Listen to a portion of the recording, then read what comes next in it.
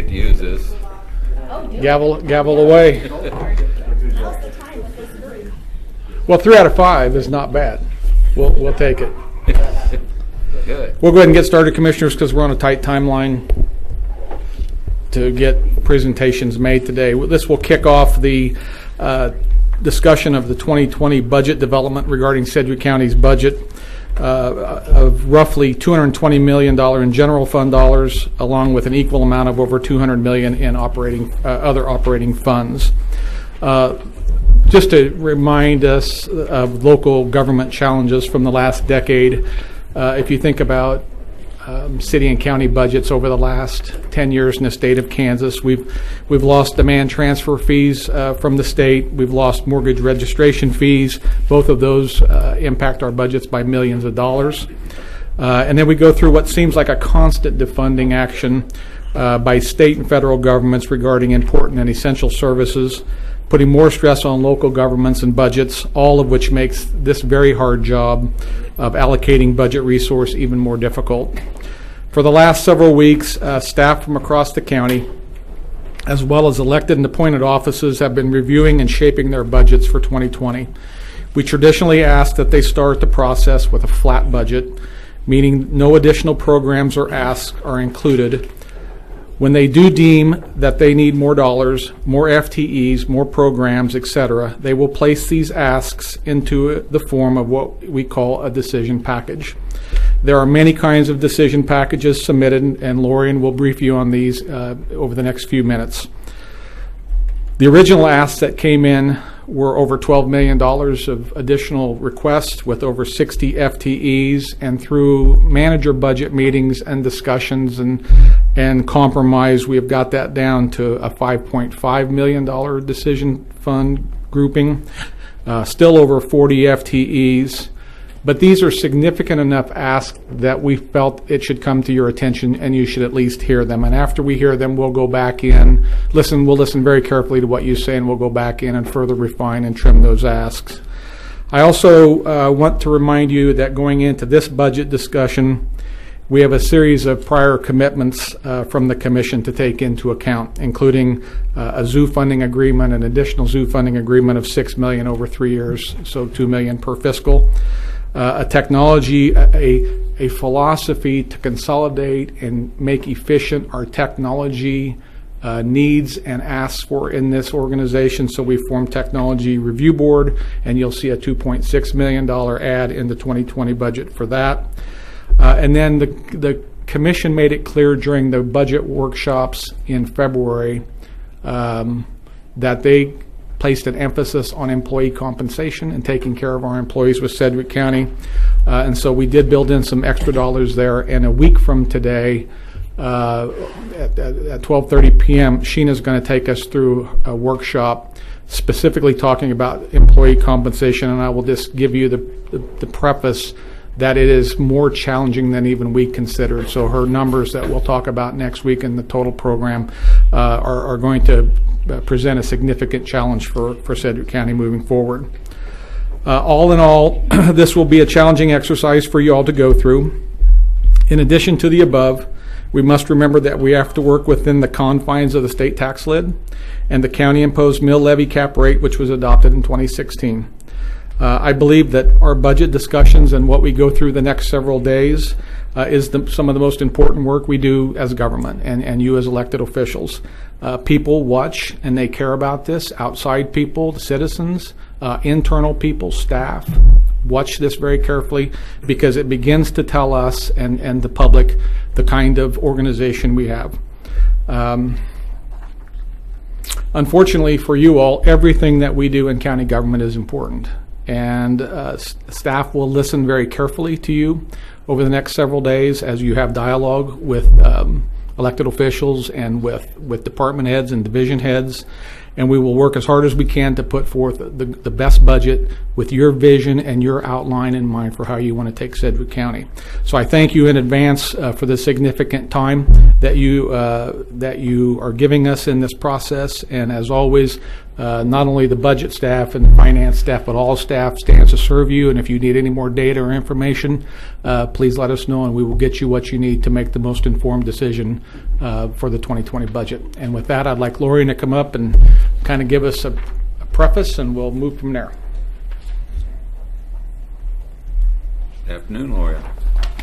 Good afternoon. So today's presentation will set the stage for ongoing 2020 budget development. We will go through the financial forecast update. We'll talk about what's in the base budgets that you'll hear about. We'll go through the supplemental needs at a high level, and then the remaining key dates in the budget process. So today we're going to focus on the forecast rather than the budget.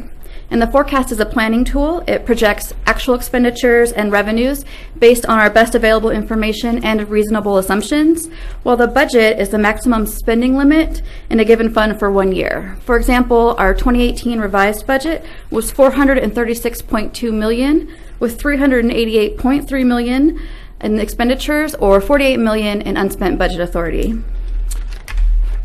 Can you give us those numbers one more time, please? Yes, the 2018 revised budget was $436.2 million. We actually spent $388.3 million, so we had $48 million in budget authority that we did not spend. Okay, thank you. So you have an updated version of the long sheet handout, which details the forecast. And I'm just going to walk through just how this sheet is set up for you. Did we have one of these before when we, okay. You did, yes. So this is an update, so the previous one is Yes. trashed? Okay, thank you. So the top section, Not trashed. It's very valuable. It's in your file.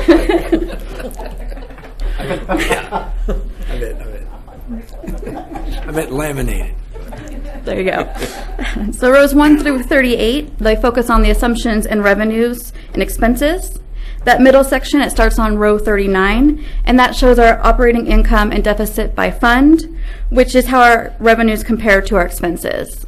So when we take that into account, if you start on row 48, you can see what that does to the fund balance by fund. And then below that, on row 58, is our mill levy rate by fund. And finally, we're working off the 2019 to 2023 adopted CIP, which starts on row 67. So you will see a different recommended CIP down the road, but for forecast purposes, that's what we have included at this time. So in terms of what's actually included in the forecast, we do plan for all current services. We have the current adopted CIP, and we have a $2 million placeholder in 2024, and you'll see the tentative CIP presented on May 14th. As for additional uses of general fund cash, we have the 3-year radio plan for $4.6 million. We have 3 years of phase 1 zoo funding for $6 million. We have the final $3 million for CAD, RMS, JMS in 2020, and $5.7 million for the Technology Review Board. And this Technology Review Board is still in the early stages, so those numbers that you see in the outer years will likely change quite a bit over time, but you'll also see a presentation on that on May 14th. We also have $0.4 million in 2021 for the U.S. Figure Skating National Championships, and we have $5 million for strategic plan implementation in 22 through 24, and that's to allow for flexibility for any issues that are identified through our strategic planning process that we're going through. So for what's not included, we do not have additional funding for new programs. You'll hear about a lot of requests through these hearings, and those are decision points for the commission, so they are not factored in yet. We also have some community and economic development requests and some road project requests that are currently not included. So focusing on 2020, we're projecting an increase in assessed value of 3.75%, which will generate an additional $4.25 million in property taxes. 2020 is the second year of that completely phased out mortgage registration fee, and we anticipate a $3 to $4 million loss annually from this. We do anticipate slight increases in retail sales tax and motor vehicle taxes, and an increase in medical charges for service, which is related to the number of transports that we provide.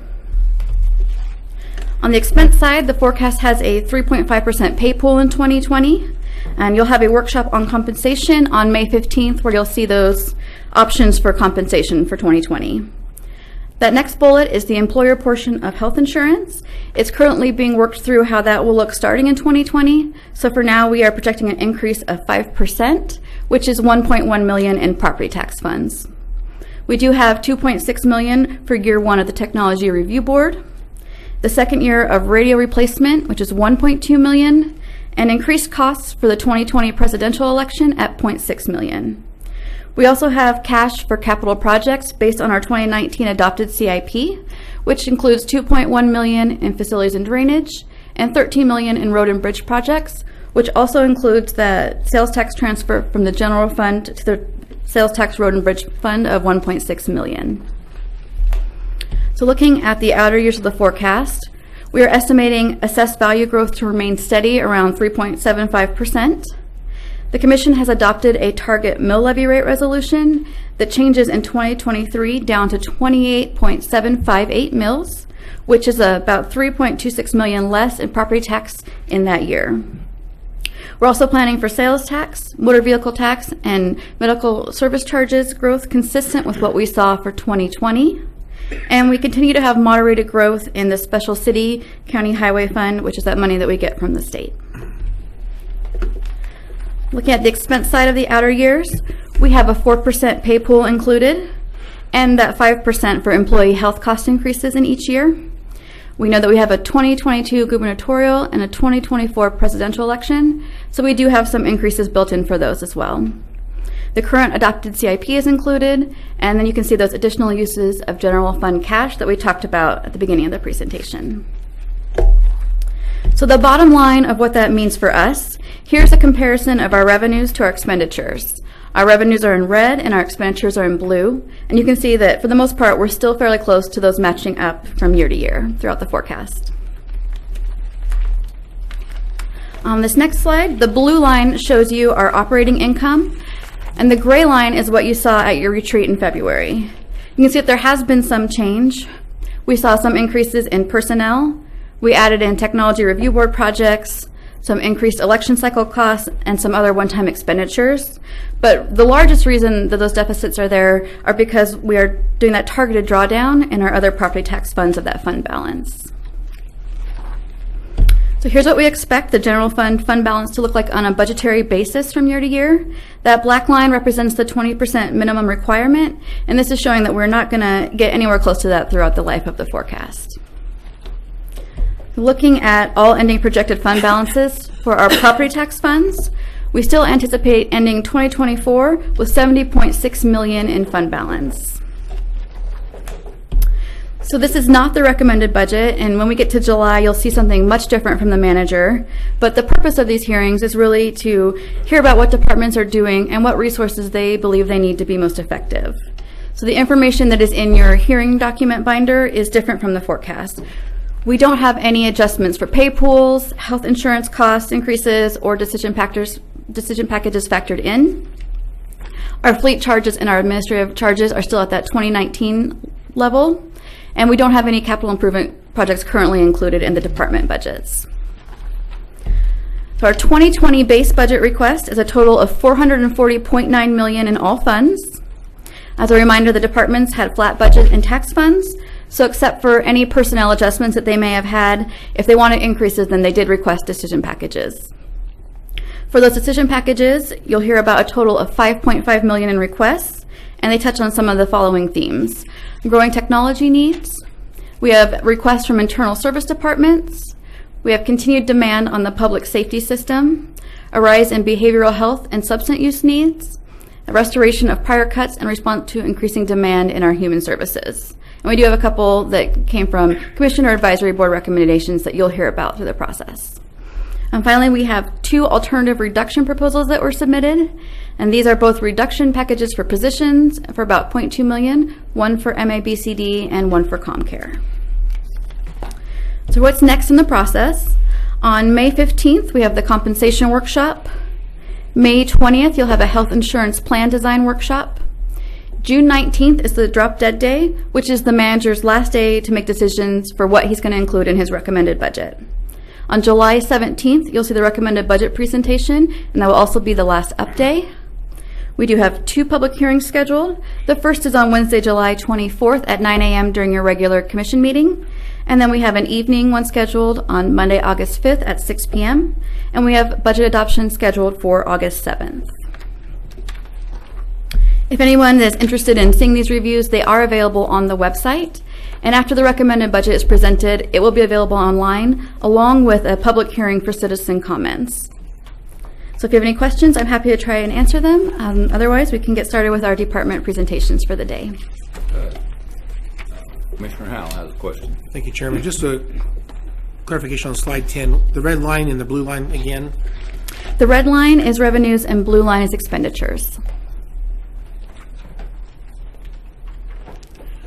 And I think basically a lot of the details of what you just presented, we're going to get into on future presentations, so I'm not going to get into the weeds on this presentation. Okay. I'll have questions later, I'm sure. All right, thank you. Thank you. Other questions? I have a couple. I know that on May 15th, we're going to talk about employee pay. Are we still continuing with the bonus, or are we eliminating the bonus? We're not continuing with the bonus. Very good. The other question I have is, in 2023, we're supposed to reduce the mill levy. What if I had a $100,000 house? What's the impact of that? To do that calculation, I think Lindsay's doing it right now on her phone. So. Okay. I know it's an impact of $3.26 million to our overall budget, but I'm just curious what a homeowner is going to save by us reducing that.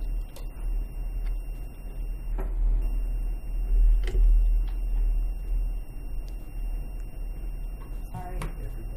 I know you are. I'm confident I'm going to screw it up. So. We have faith in you. Thank you. You're going to do Glad it. somebody And does. do it right. Okay, I'm sorry.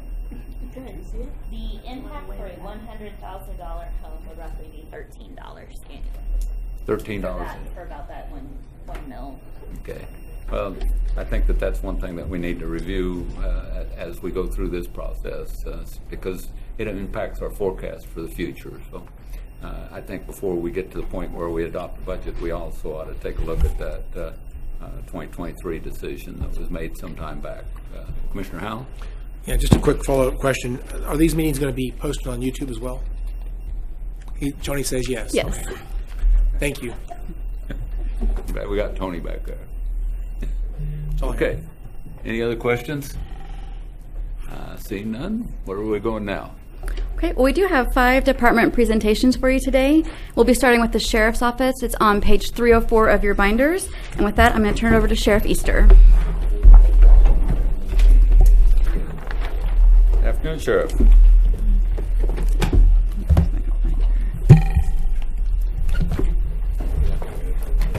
Right.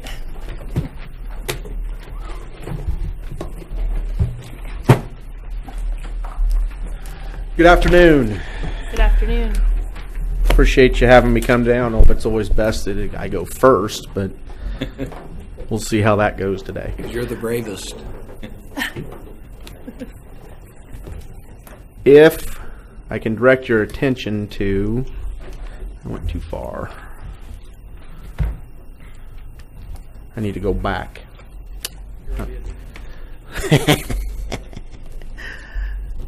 There we go.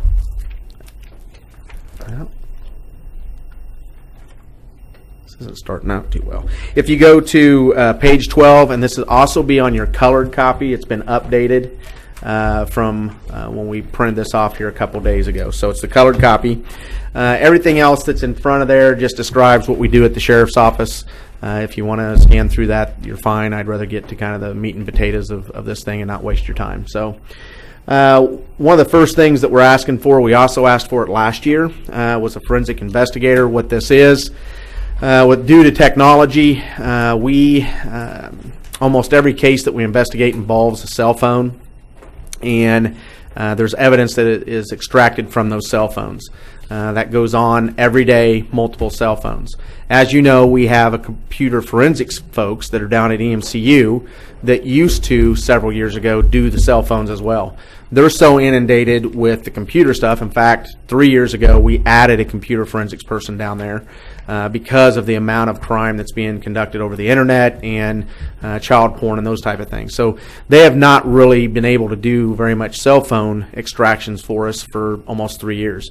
At a certain point, it was getting to be where it was 6 to 9 months old before they could even get to a cell phone, which was very problematic for cases that you're trying to charge for burglary and those type of things.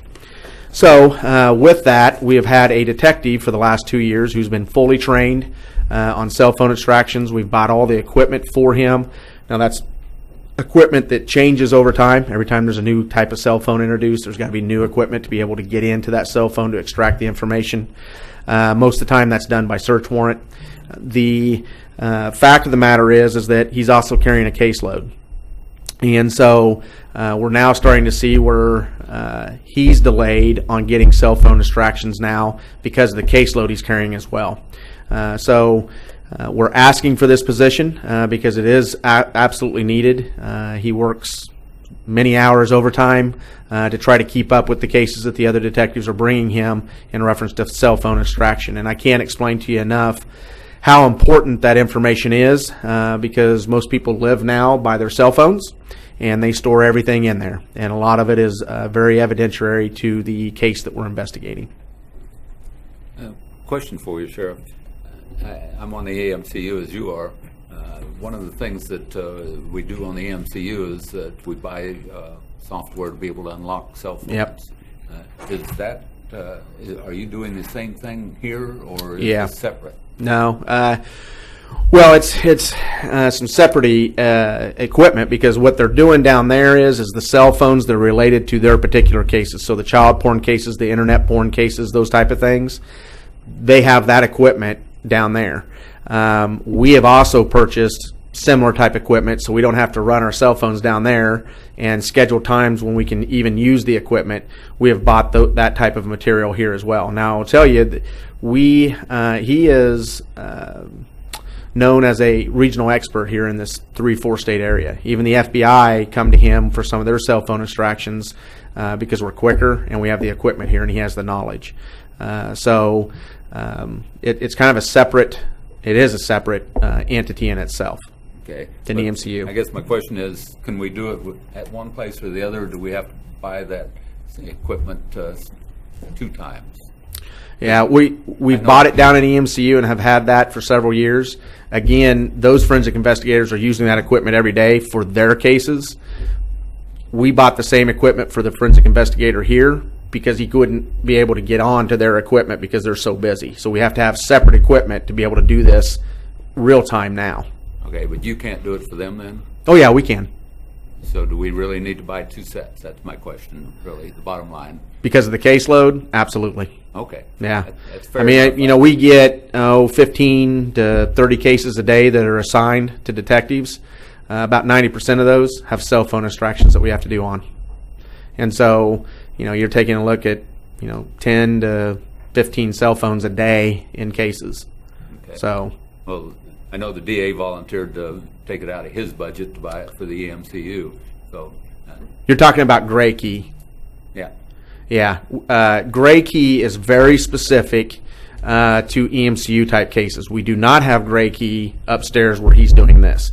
If there's something that he needs to get into that usually utilizing the Gray Key concept, then he goes down there to do that. We do not have two forms of Gray Key. What we do have is equipment that we buy from the manufacturers, whether it be iPhone or Samsung or whatever, to be able to get into those particular cell phones to download that information. Gray Key is something completely separate and is the only software used at the MCU. Okay. All right. Well, that answers my question. I just didn't want us to duplicate if we didn't have to. Yep, understand. Very good. Commissioner Meissner? Yeah, Sheriff, explain what's the EMC. So what's that? Exploiting Missing Children's Unit. They work all the child abuse cases, all the child sex cases, abandonment cases, abuse cases. Right. So make reference to that, and then you said FBI has their own group too, but they like to use you. Out of Kansas City. Yeah, their group's out of Kansas City. And so when they're working, there's been 3 times that they've come to us because it was something that they needed information right then and there for a case that they were working. Instead of shipping it off up to Kansas City, waiting for it to get done up there and then shipped back, we just did it here for them. And so, what about Wichita Police? Do they have a cell phone? No, they don't. Do they use us? They have on a couple murder cases that they needed phones downloaded. And, we've had 2 murder cases where they were body dumps, had no idea who the person was, but their cell phone was still with them. Was able to get into that immediately and actually identify them within about 5 minutes instead of the fingerprints that takes a while and those type of things. So they have utilized us a couple times. I don't know if they're looking at doing their own over there or not, but we're so busy that we really can't take on a whole lot of other people's cases. So that means Derby and other communities in the county? We offer it to the other communities, yes. Probably not as much, but we have what we're considered to be for the other agencies, lack of a better term, a parent agency. So we supply resources that they do not have, lab technicians, those type of things. Okay. This is another service that we'll provide to them, just like we provide fingerprinting. Okay, thanks. I don't see any other questions on that decision package. Okay. On decision package number 2. Several years ago, I'd say about maybe 3 or 4 years ago, we were talking about our asset forfeiture fund. There has been, in my opinion, an unfair analogy of the asset forfeiture fund, especially from the state level, that we're abusing it. They were just taking people's money for no reason at all. Heard that from a couple commissioners 3 years ago. I don't think that that's an accurate statement whatsoever. These are folks that are criminals, are drug dealers, usually big-time drug dealers, and these are resources that they're using to facilitate their drug activity. Drug dealers have gotten a lot smarter over the years. They don't put cars in their name. They don't put houses in their name. They put them in second-party names, and we can't touch those resources if they're selling dope out of a house or using their car to facilitate the dope deal. And so over time, through the state, really pretty much assaulted the asset forfeiture aspect of it over a couple cases that happened in the last 10 years in western Kansas. But it was used as a model to say, look at the police, they're horrible, they're just taking people's property for no reason at all. I will tell you, here in Sedgwick County, we gave a presentation 3 years ago, myself and Mark Bennett did, in reference to how asset forfeiture actually works here in Sedgwick County. There's a minimum that there has to be for us to even reach that, and the case is charged here. It doesn't require a conviction, but it requires a charge. The reason being is there's a difference between civil court and criminal court. Civil court is a 5150 rule. Criminal court is beyond a reasonable doubt. And so we also use the federal guidelines to administer asset forfeiture here. And now Kansas has passed those same type of laws that everybody has to abide by the federal guidelines, now they're state guidelines, which is a good thing. But because of that, and because drug dealers have gotten a lot smarter, asset forfeiture has plummeted. There's just not that much anymore. 3 years ago, I stood up here and was talking about asset forfeiture and some of the things that it would affect if we're not able to do asset forfeiture, and one of them was training. We were spending around $300,000 a year for training for the entire sheriff's office. The last 3 years, we've limited it to $150,000 a year out of asset forfeiture. The reason being is that we have about 1 year, not even quite $150,000 left for next year to even conduct training. Now, asset forfeiture has been used for equipment that we never have to come to you guys and ask for money for and those type of things. And so we don't have that much left in asset forfeiture. And I know it's not the same commission, but when I brought that up, one of the commissioners said, well, you just need to ask us for the training money instead of seizing people's stuff. Well, now we're here, and I'm asking for $200,000 a year to supplement our training budget because we no longer have it in asset forfeiture. If you look at the next page, what you'll see is from 2014 to 2018, state asset forfeiture and federal asset forfeiture is labeled up above in green. As you can see, for 2018, we spent roughly $132,000 in asset forfeiture money. But where we've had to supplement money because asset forfeiture is really not there anymore is within our own budgets, within administration, detention, patrol, investigations, and judicial. Where that money came from is because we're always running short on personnel. And it's not like we have a budget, a training budget that's inside of our budget currently. What has happened is that because we've had so many openings within the sheriff's office, we have budget savings. We're able to supplement the training through that budget savings. Now, with that said, and I'll go into another ask that we have. With that said, I'm very confident right now. We have about 53 people in the pipeline to start a class in June. We predict about 40 of those folks will make it through the rest of the hiring process, through the polygraph, the drug testing, and the psychological exam. And so that will be one of the biggest classes we've had in a long time. I'm hoping that does happen. The flip side of that is that sucks up budget savings to be able to use for training this year. And so that's why we're asking for the $200,000. Very good. Questions from commissioners? You talked about the slide a minute ago, but I kind of you lost me. Can you go tell me about the slide again? No, the spreadsheet. Spreadsheet, okay. What was on the spreadsheet that was noteworthy? You talked about something. On the two at top that are labeled in green, that's state asset forfeiture and federal asset forfeiture. Okay. So as you can see, in 2018, we used about $132,000 out of asset forfeiture in 2018. Again, we used to spend about $250 to $300 out of asset forfeiture. We've limited it now for the last 3 years at $150,000. However, the training needs are still there. And if you look at the gold boxes, that's administration, detention, patrol, investigations, and judicial. We've utilized around $100,000 out of those budgets, which is not budgeted for training, to be able to provide the additional training that we needed to provide. Detention is one that we have started spending quite a bit of money in, and that's supervisors. We have a lot of young supervisors. We have a lot of supervisors who have never attended training before in their lifetime. They were just kind of said, here you go, here's the keys, this is how you supervise, good luck. And over the course of the last 5 years, we've tried to really improve that, so we have supervisors making good, sound, informative decisions instead of, oh, this is what I heard 5 years ago what to do. And so we've increased our spending there, but we're seeing the benefits for that because we have a lot better supervisors now that understand case law, that understand jailing services, understand personnel, how to handle personnel and those issues, and have better informed decisions.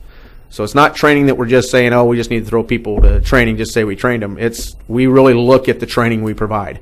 Most of the training that we do, we send people away to get the training, and they come back and they become trainers for us. I don't send 5 or 6 people to a training somewhere and then 5 or 6 more later on. We'll send 2, they become trainers, they come back and they train the rest of the department on it. So, but I hope that answers your questions on the gold boxes, what those budgets are, and why or where that money came from. That money came from budget savings that we had that we placed into those budgets. I say personnel savings that we placed into those budgets so that we could still afford training. Okay, thank you. Okay. I don't see any other questions from commissioners on that decision package. Decision package number 3. This is Colonel White came on board in December. The number one issue facing the sheriff's office is hiring and retention of detention deputies, without a doubt.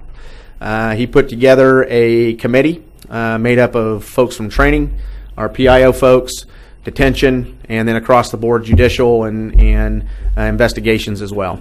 And the reason being is we needed all those resources for the plan that he put together to go out and try to get people to apply, plain and simple.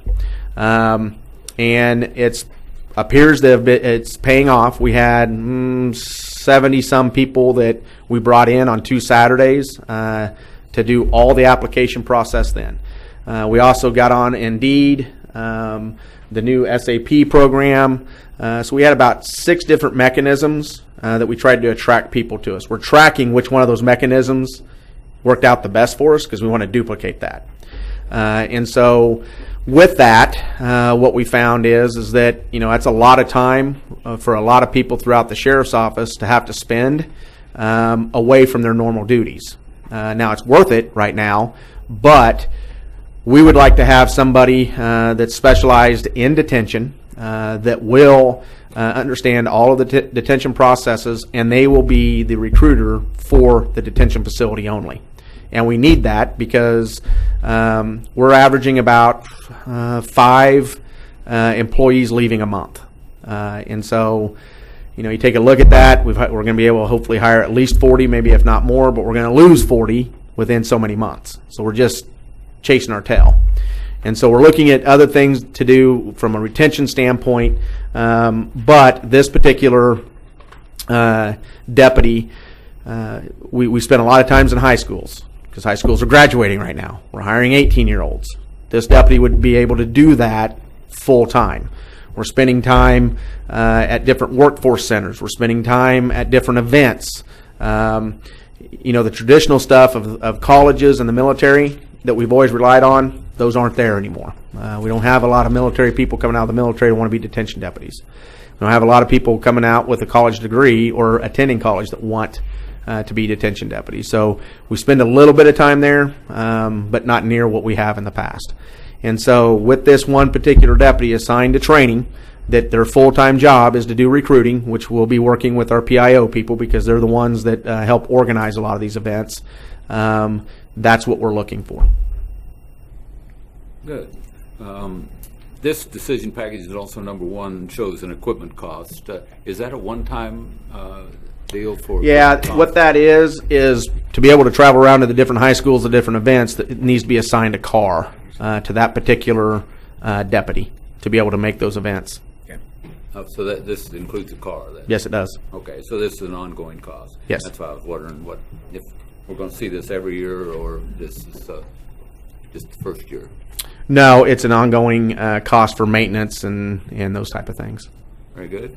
Other questions on decision package 3? Package number 1 should have some non-recurring, I think. There's all certification and some, I don't know what it was, but it says equipment costs and certification training. Yeah, that's, yes. That also is a vehicle. And right now we're paying out a budget for any of the equipment upgrades, which every year there's an equipment upgrade, so that includes an estimated cost of what those equipment upgrades would be, because anytime cell phones changes, we have to buy new equipment to be able to extract information from them. Well, the only question I was really getting at was when we hire people, it's a cost we're going to have from now on. We make the decision once, but it's going to be an ongoing cost. So I was just trying to figure out if these ongoing costs were going to include equipment and so forth each year. The other thing that I do want to point out with some of these positions, we have held positions still from 2011. They're not funded, but we had those positions back in 2011 before we were asked to cut a bunch of positions. We're simply asking for these positions to be refunded. It's not a brand new position per se, because we've held on to it for 6 years, 7 years now. Yeah. Very good. I don't see any other questions on decision package number 3. The next priority is a background investigator. This one here does not have a vehicle cost. We have 2 background investigators that are out there right now, and as you can maybe imagine, when you have 60, 70 people coming through the pipeline, which we have people through the pipeline nonstop out there because we have huge turnover in civilian personnel. Right now we're seeing a big turnover in our reserves. We used to have 20 reserves. We're down to 6, so we're getting ready to have a class for reserves. Our commission deputies, we put out a class of 18 this last go around. We just graduated another class of detention of 18. We're trying to get this class of 40 in, and then a reserve class, civilian hires, and then another commission class coming up, not this August, but probably beginning of next year. Because of that, we have to, when it comes down to this, we have to allocate personnel from detention to be out there trained on how to do background investigations, but they're not doing their normal job because we're supplementing background investigations so we can get these folks through quick enough. And I say quick enough without compromising who we are and lowering our standards. And so we utilize a lot of personnel from across the sheriff's office to do these backgrounds. We believe that a third background investigator would help us with not having to utilize personnel from different areas, and they can concentrate on the jobs that they're supposed to do daily. We seem to do that a lot around here. For some of you that came from the city, they have a lot of resources, a lot of cops, a lot of those type of things. Here, we don't. So when there's some special request come up, or if there's something new that comes up, we got to pull personnel from somewhere else and take away from their normal duties. We're seeing that again in judicial. We're meeting with the judges right now because of the change that came down from the Supreme Court is not operating very well here. And the commission 2 years ago gave us 4 additional deputies to work in judicial. We're still using deputies from across the department 22% of the time to fill courtrooms. Because of the change that the courts did, we have more time in the courtroom now. And so thank God we got the 4, because I don't know what it would be. But we're trying to talk to the judges now to see how we can maybe adjust what's going on, because the DA's office and the public defender's office is struggling with it too. They don't have the personnel to cover all this either. So hopefully we can work that out. And I know that's away from this, but it kind of explains how we operate the sheriff's office. If we got a mission to get done, we get it done, but we have to take from other areas to get it done, and then we suffer there for a while. Very good. Questions on decision package number 4? Commissioner O'Donnell. I was just going to say, you should go ask the FBI. They clearly have too many people working over there to investigate stuff. So you should ask them. Yeah, they probably wouldn't give us a body for that. All right. Not to work in the courtroom anyway. The next one is crime analyst. We went to intelligence-led policing several years ago. And through IT's help and other county help, we've been able to really build a robust computer tracking system that tracks our crime, tracks where it's happening at, real time, those type of things. It's now fed to the deputies. The deputies now spend more time in those particular areas and doing projects in those areas to combat the criminal activity. The number one criminal activity we have here in Sedgwick County is burglaries by far. And right now, we have a person from the Air National Guard or Army National Guard, I can't remember which, who's a analyst who they've loaned to us for a little while to help do the crime analysis on every case that comes in. And so in the future, this was something that was on our 5-year strategic plan, and we've asked for it in the past. And we're asking again because it was on the strategic plan. And is there a need for it? Yes. Is it a big priority for us? No, not at this point. I mean, could we use it? Would we use it and use it in the form that it needs to be used in and give us more, better data for our deputies to work smarter? Yes. But I also know that, you're looking at a whole bunch of different decision packets. You're looking at compensation packets, and I understand that. So, but it is something that we could use. Is this a commissioned officer, or is it commissioned deputy? Yes, sir. They have to be a commissioned deputy to be able to analyze data? Well, they don't have to be. When you look at civilian crime analysts, they get paid more than our deputies do. Oh, is that right? And the second part of that is that this is also, I prefer to use these positions as training mechanisms and growth mechanisms for our deputies to have more rounded knowledge of things when they decide to promote through the ranks. And to be honest with you, if the deputy isn't cutting it there, I can transfer them. A civilian, we have to fire them. So I'm not big on using a lot of civilian employees for jobs that detention or commission should be doing. I also came from a department that did that, and they've struggled with it ever since. I know you have a shortage of commission deputies, so I was just trying to Nope, figure not out- commission. We're good on commission. You're good on commission? Just detention? Just detention. Okay, Yep. very good. Any other questions on package number 5? I don't see anything. The next two packages are inmate meals and medical. Every year, per contract, those get adjusted. If some of you that were here last year, we went with a new food contractor. The prior food contractor was just a standard 12% every year. We negotiated with the CBM to say, you tell us what you think the food price cost should be, not us just giving you a 12% across the board. Last year they came in at 10%, and this year they're coming in at 10% as well as a additional cost for food. As you know, food costs go up, and they don't give us the same food for the same cost every year, unfortunately. And they're still training our inmates to be able to go into food services? Oh yeah, absolutely. Okay. Yeah, all that's under contract. All that is being tracked as well, of how many of those folks are finding employment in those fields that they got trained in. CBM, which is now Summit, they got bought out, is actually doing a very good job of still reaching out to the community to see what still needs to be from a food industry, what there needs to be, and then they're helping the inmates when they're released, placed into those jobs. Good. Commissioner Meitzner? Jeff, what is the meal budget a year about? Oh, Is that about 1.2 million.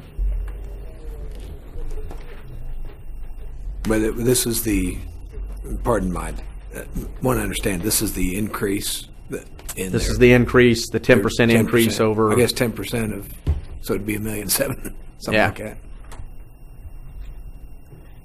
Okay. Yeah, we can get you the exact numbers, but I know. I'm sorry. Quick math. Out of county housing's 1.2, so So 1.6. probably about or something 1.6, like that. 1.7. Yeah, 1.6, 1.7. So, just out of curiosity, I'm familiar a little bit with some of this stuff. So you've looked at in-house trying to do this versus contracting out. Some departments do it. I don't really care yeah, anyway. it's I'm not advocating for it. I'm just saying. yeah, it's a little bit of a struggle in-house because jails are different than prisons. I can't make them work. And my understanding is years ago, several years ago, they had inmates doing that, and there was just a lot of issues with the inmates making the food. And so for the last 15, 20 years, it's been under contract. Okay. All right. Thanks. Any other questions on package 6? I might just jump in here, Commissioners. The sheriff's decision package, this one and the next one are what we have defined as cost of doing business decision packages. Yeah. It's not something extra he wants to do, it's just a cost of, his costs go up. So I would agree. Lorian has created, and you'll see these speckled throughout the decision package presentations.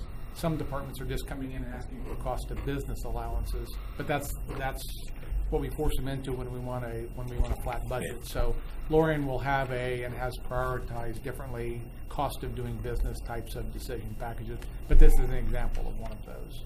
I understand that. I saw some for water and electricity, Yes. but wouldn't we have the same kind of thing for the sheriff's office? Because there's not one for water and electricity. That doesn't come out of my budget, though. You'll see So it the in one for water and electricity covers all of our buildings? Okay, very good. Next up is the inmate medical contract. As the 6 years I've been here, it's been 3% every year, and we've had 2 different vendors now. And so that's the consumer price index that WellPath uses, and it's within the same limitations that we've seen other companies use as well. So it's a 3% increase.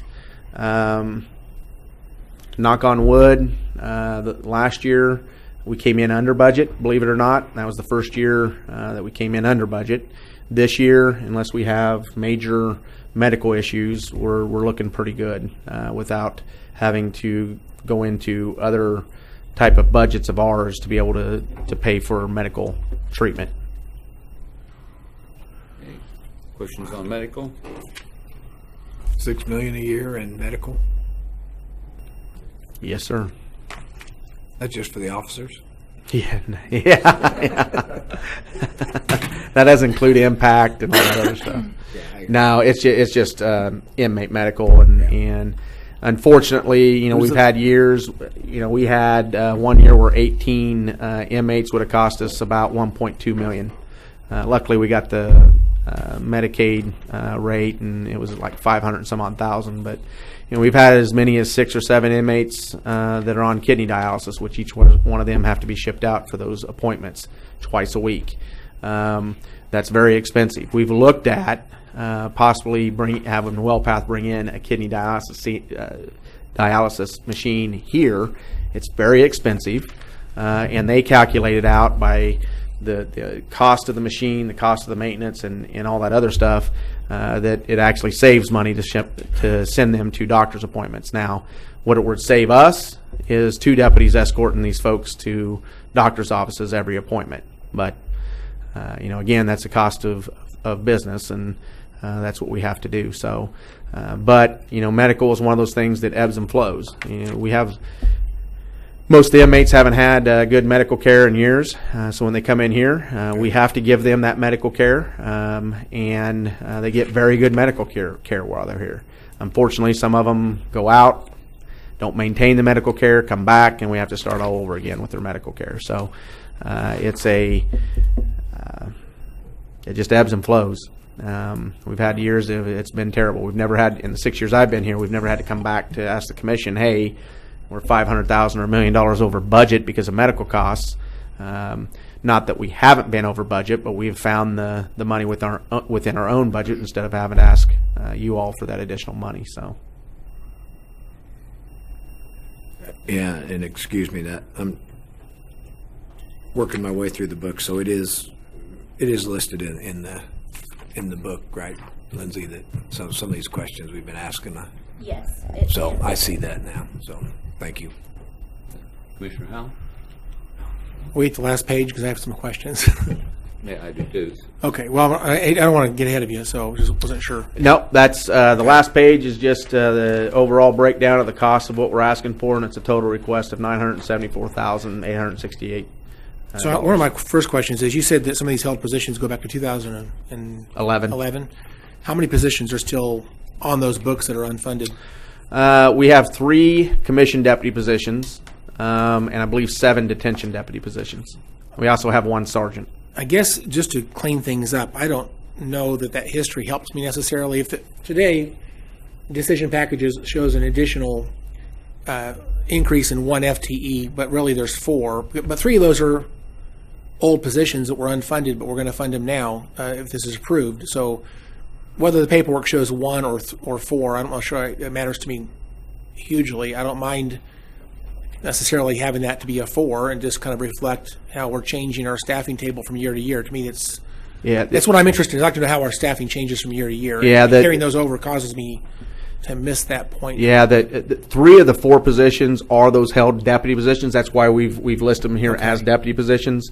The 1 forensic investigator is a detective position, so that's an additional detective. Right. Because what I'm saying is, assuming this is all approved, how many positions are still held from 2011? Commission-wise, I believe it's only 1 sergeant, and that would be it. There's 7 detention deputies held, but we can't even fill what we got right now. So okay. And if you had the people who wanted to fill those jobs, they're not funded though.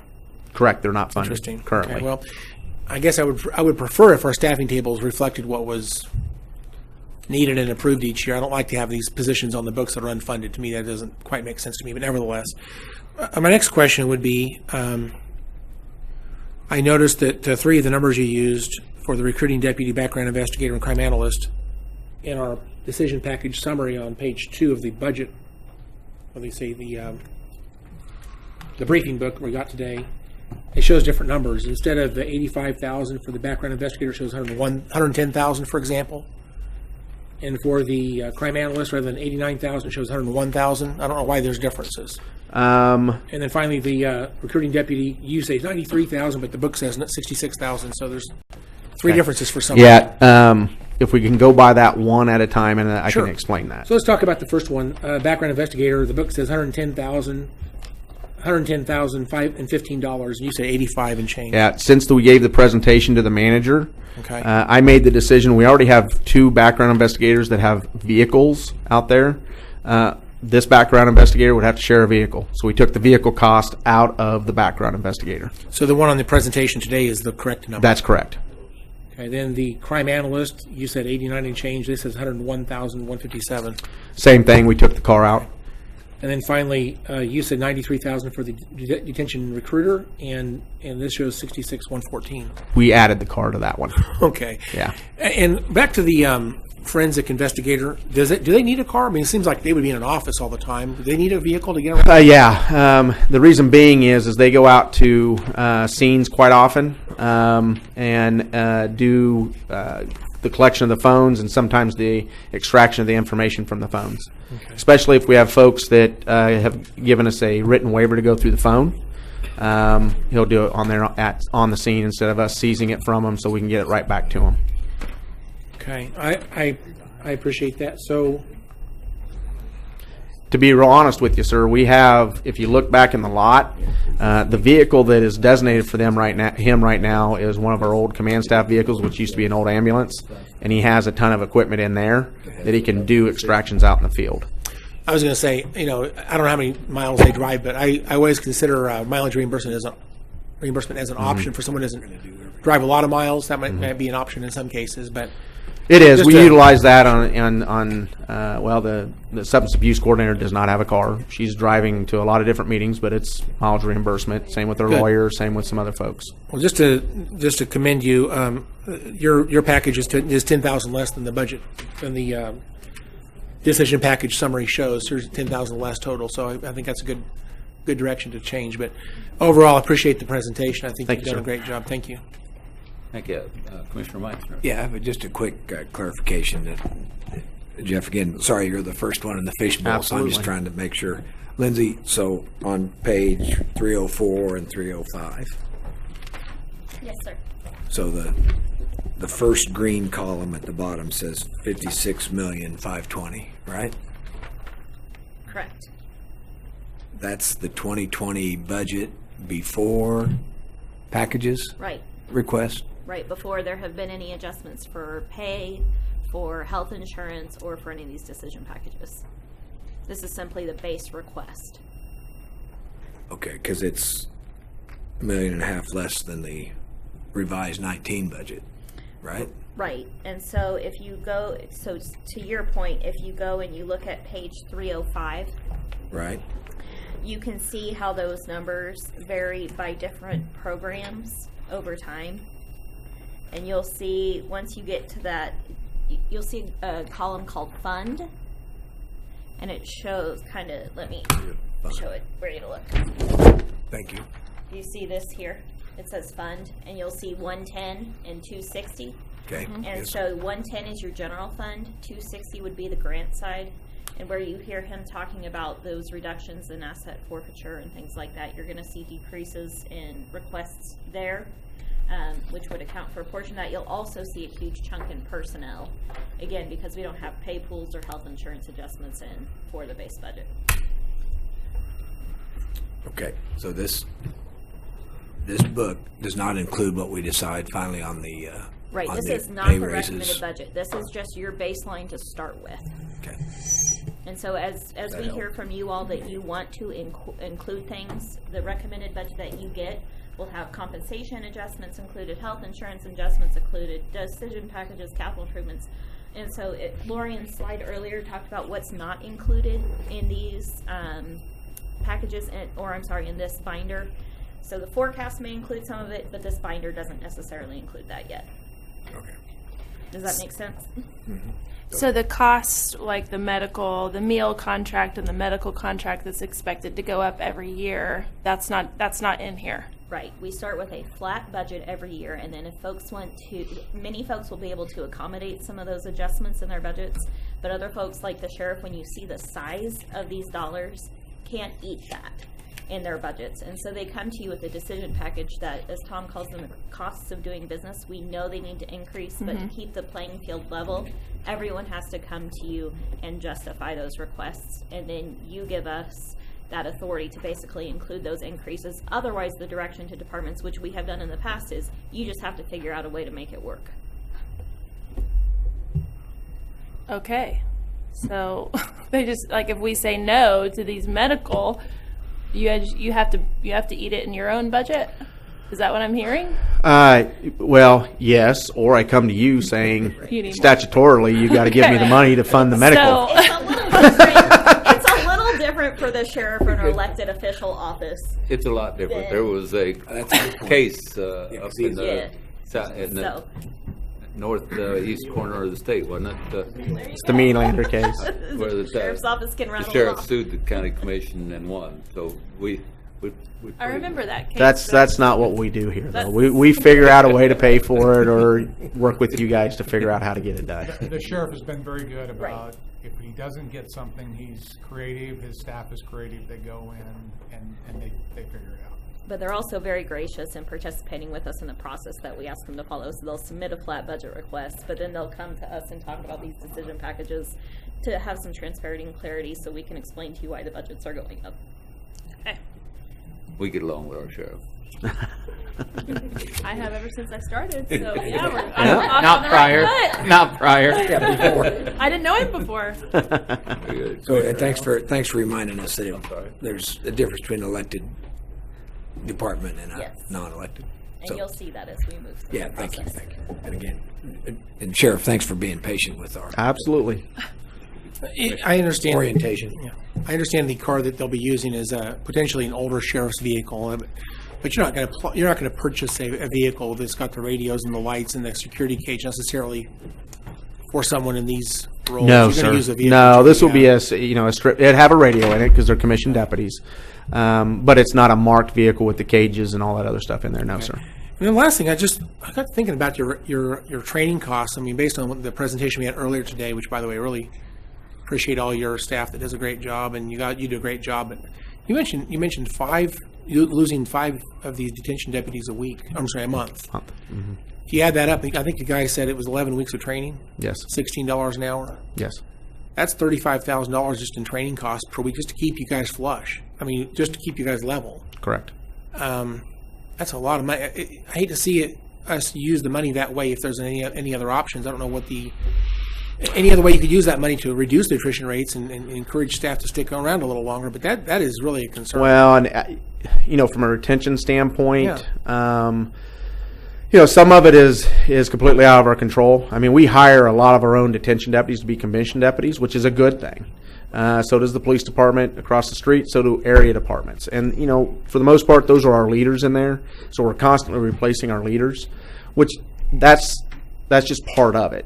The part that I can control somewhat is the folks that are burned out because of working too much overtime. The folks that decide, I just don't want to work here anymore for whatever reason, and they go to a lower paying job. Those type of things, that's the folks that we need to figure out how to retain.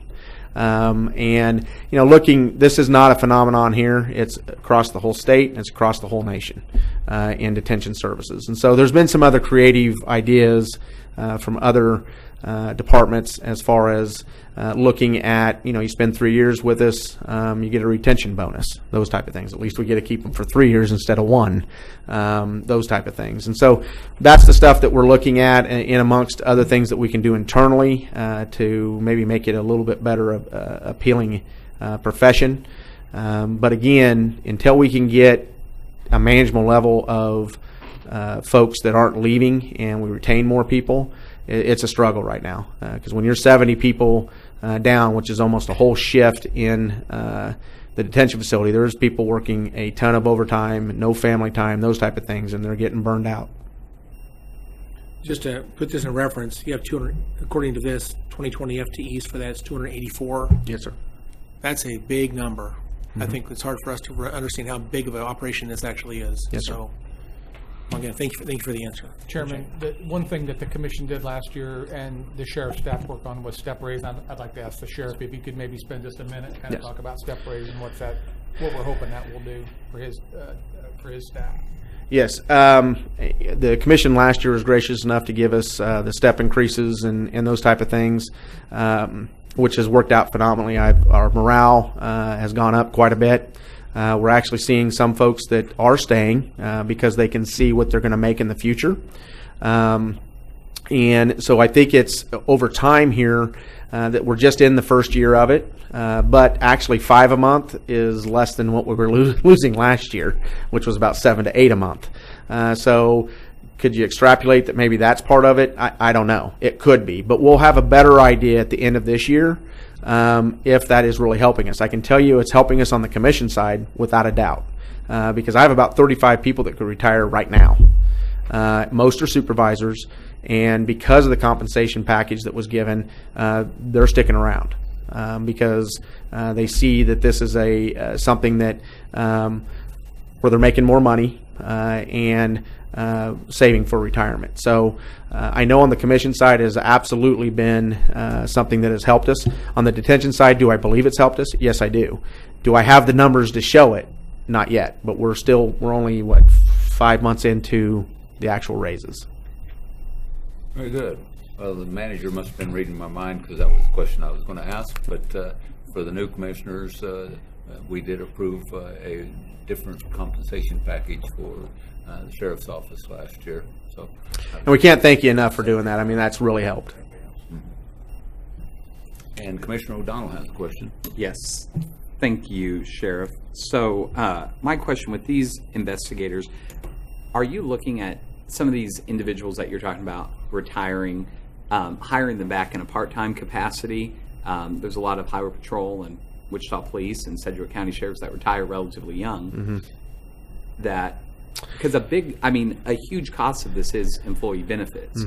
So some of these are $36,000 a year, and then $30,000 of its benefits, or $45,000 and $35,000 is benefits. So to keep the cost down, what are we have introduced that a year and a half ago in detention because we thought that is a very viable option, and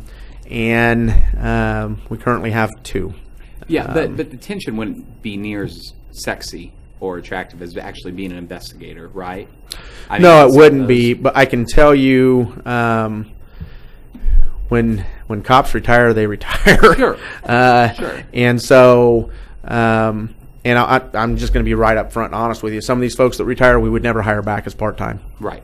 I mean, it's plain and simple. I get that.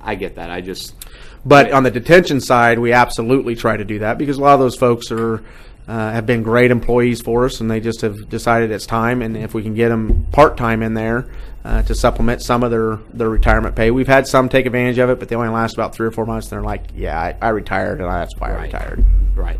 But we're always open to those ideas and trying to figure out new ideas on how to bring people back at a less cost. Sure.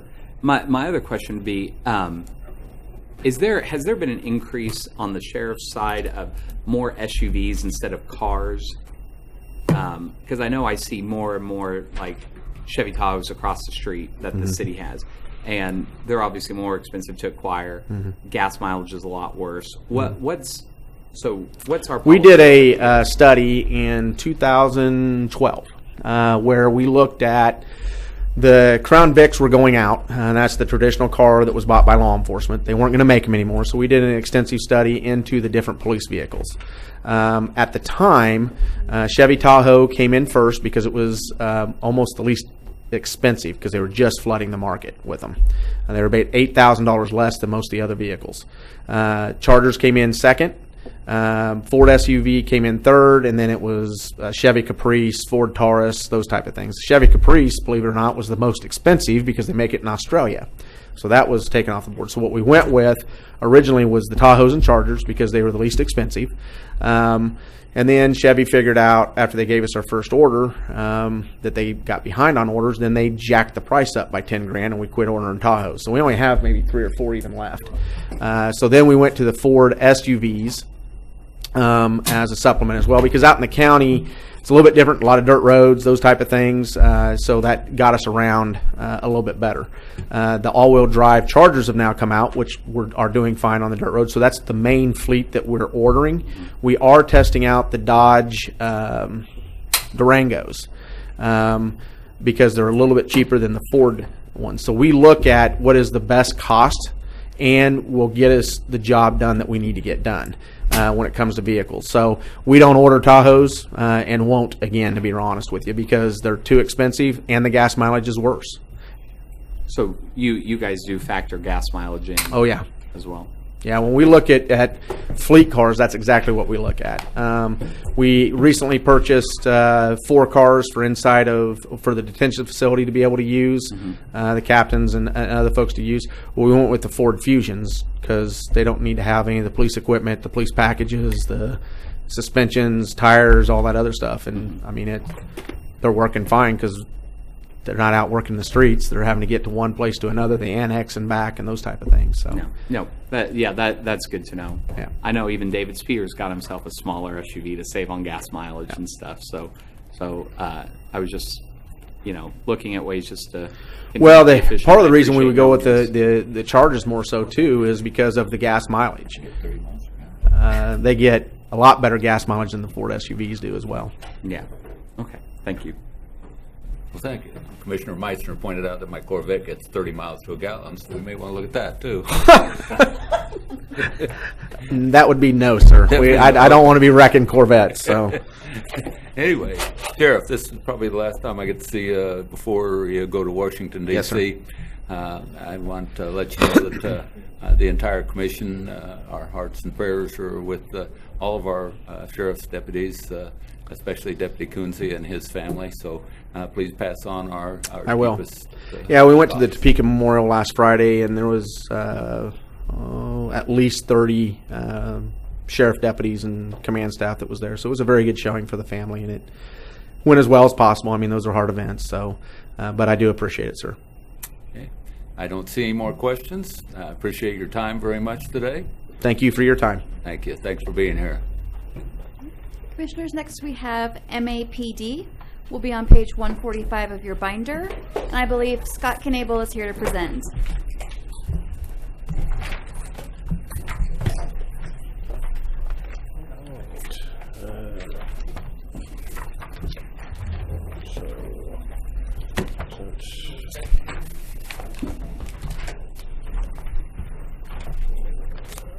Thank you.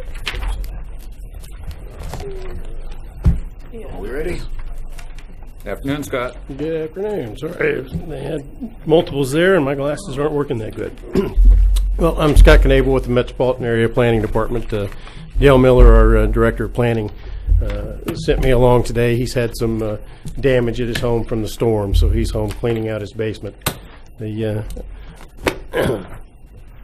Planning Department, as you can see on the list here, is a joint department with the City of Wichita and Sedgwick County.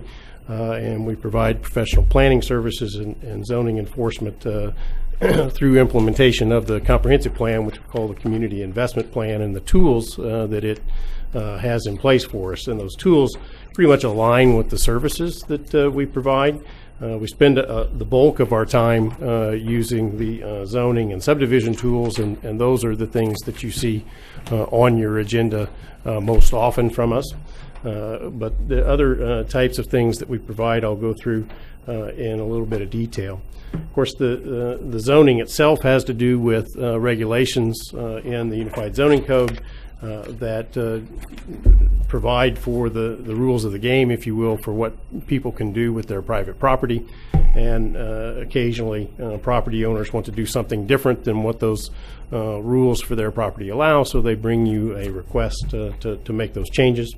The subdivision has to do with dividing property into multiple lots, generally Most subdivisions that you see in the unincorporated area are for residential developments, oftentimes on larger lots, 2 to 5 acre lots, and so you'll see most of those. We actually work with the Public Works on providing those services to you, and they actually bring the final item for your agenda on subdivision.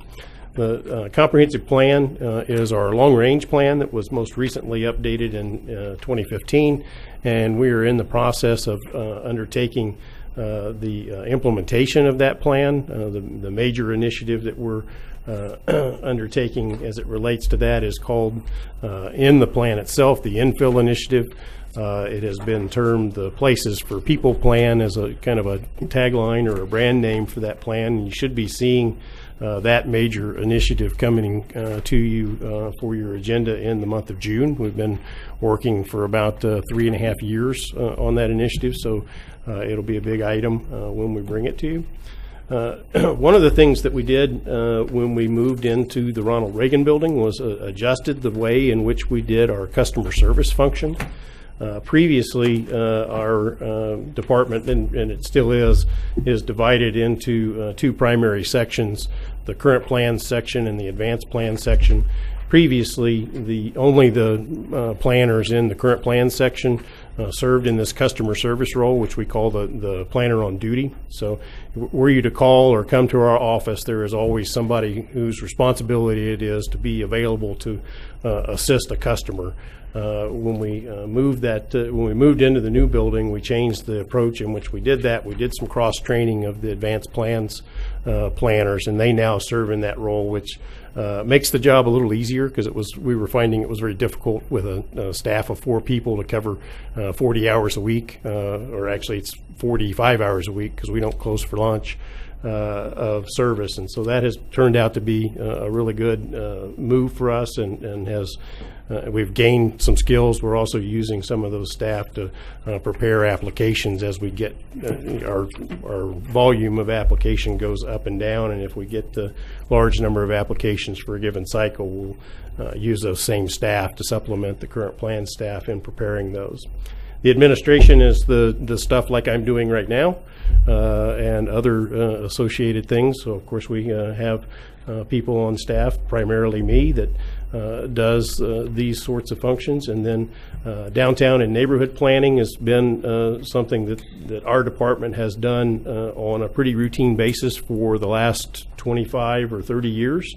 We continue to do that, although the resources that we have to do those is less than it was 10 or so years ago. But that is still a function that we undertake, including plans like for the Oak Lawn neighborhood that are in the unincorporated area of the county. And then the final thing we do, which is actually a much smaller piece of the pie than it used to be, given some changes in state law and the regulations as it relates to historic preservation, is we review projects that are either in historic districts or historic properties themselves for conformance with state law, and run through processes to provide for waivers of those requirements as necessary. You can see that our budget, we didn't actually do a decision package, because this increase of 0.1% or $867, I believe it is our cost of doing business. The interlocal agreement indicates that the city and the county will fund half of our operating budget, absent any deductions for filing fees and other revenues that we generate. And so this number comes from the city, and it relates to increases in salary and benefit costs. The increase is only $867 because we've had some staff turnover, and the staff that have been hired in have lower salaries than the staff that they replaced. So the overall difference is very minor. And you can see that this is a contractual obligation on behalf of the county. The county pays that $653,000 in quarterly installments to the city. The city then has a full budget that allocates costs by personnel, commodities, and contractuals. So with that, I'll answer any questions you have. Thank you, Scott. This probably looks much like last year's. I didn't compare it, but last year I didn't pick up on what we're doing on this for some reason. It shows everything under contractual services. Is that because we contract with MABC or MAPD? Yeah, there's an interlocal agreement, a contract with the city of Wichita, and it spells out that the fiscal agent, if you will, is the city of Wichita. And so our budget, our salaries, benefits, all of that is on their books, and you just basically reimburse them half that cost. Okay. And how did we calculate that contractual cost back when MAPD was formed? I guess to round out what I'm getting at, City of Wichita uses your services much more than Sedgwick County, I believe, just from watching the number of zoning cases, platting cases, historic preservation, and so forth. True. Are we sharing based on 50-50, or are we sharing Yes. based on how much we use your services? Now, the interlocal agreement is you take the overall operating cost, you subtract out any other revenues, the primary revenue of which is fees that we charge to property owners to process their zoning and subdivision cases. And then you divide the remainder by 50, and the city and the county each pay half that share. That's been the arrangement for about 60 years. So since I'm 51, I can't tell you why.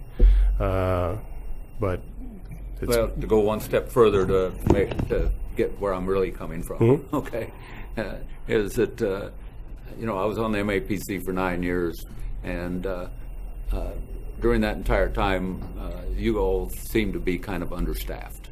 I don't know if that's still true or not. that is accurate, yes. But the bulk of your work is truly Wichita. Do you agree with that? That is accurate as well, yes. I would say if you look at where the property is located, of the properties that we work on, particularly from a current plan standpoint, but also from a neighborhood planning standpoint, probably 75-80% of those properties are in the corporate limits of Wichita. So I don't know how to solve your problem, okay? I think you have a problem in staffing. And I don't know if you agree with me or not. I agree. I would say it's not as big a problem such that we're coming to you asking for additional money, but we do have some stresses for sure on our staff. But if you do have a problem in staffing, I don't know that Sedgwick County should share half of it.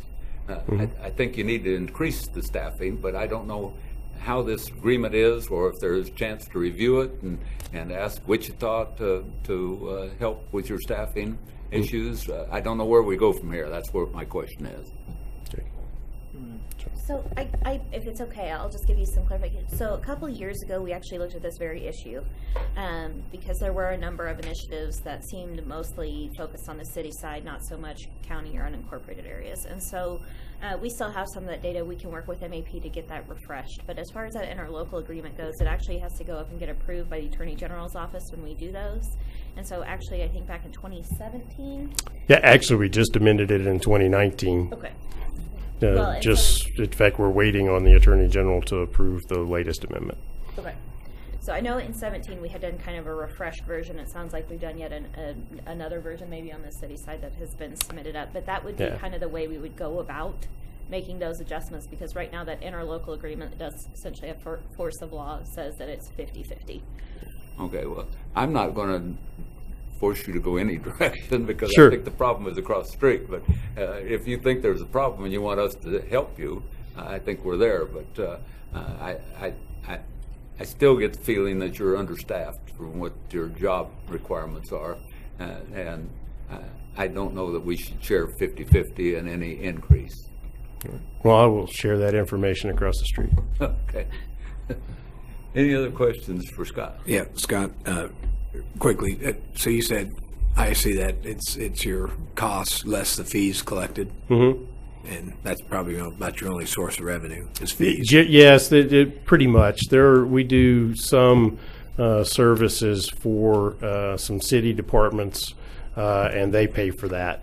So there is a little bit of reimbursement there. Can you ballpark what your annual fees are about? It's other revenues is about $275,000. Okay. That's not in our book, right? That's correct. Yeah, that's it. That if you were So to, you're if you want somewhere- all of the detail of our budget, No, it's that's on the right. city side. No, I just was kind of curious. Yeah. Well, actually, Scott, do you guys have your budget pages from the city's budget book yet? Maybe? It's all right. Yeah, I have a draft of it, and we could provide it if you'd like. I'll send it It's to you. interesting to see the breakout, and I think it would get to both of your questions nicely. Yeah. I understand what Chairman's saying. That's what I'm thinking.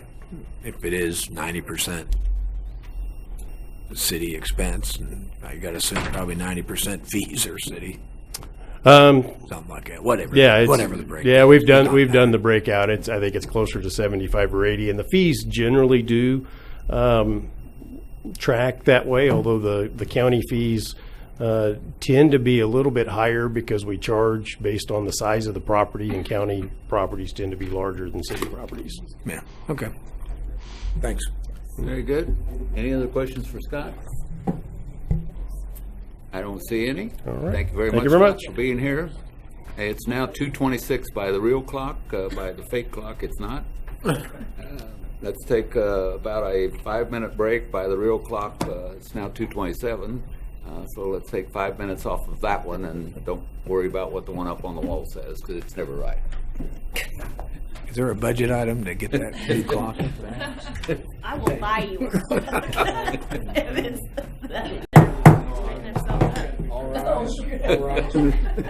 The judge is in the house. I'm the only one giving you respect. Here comes the judge.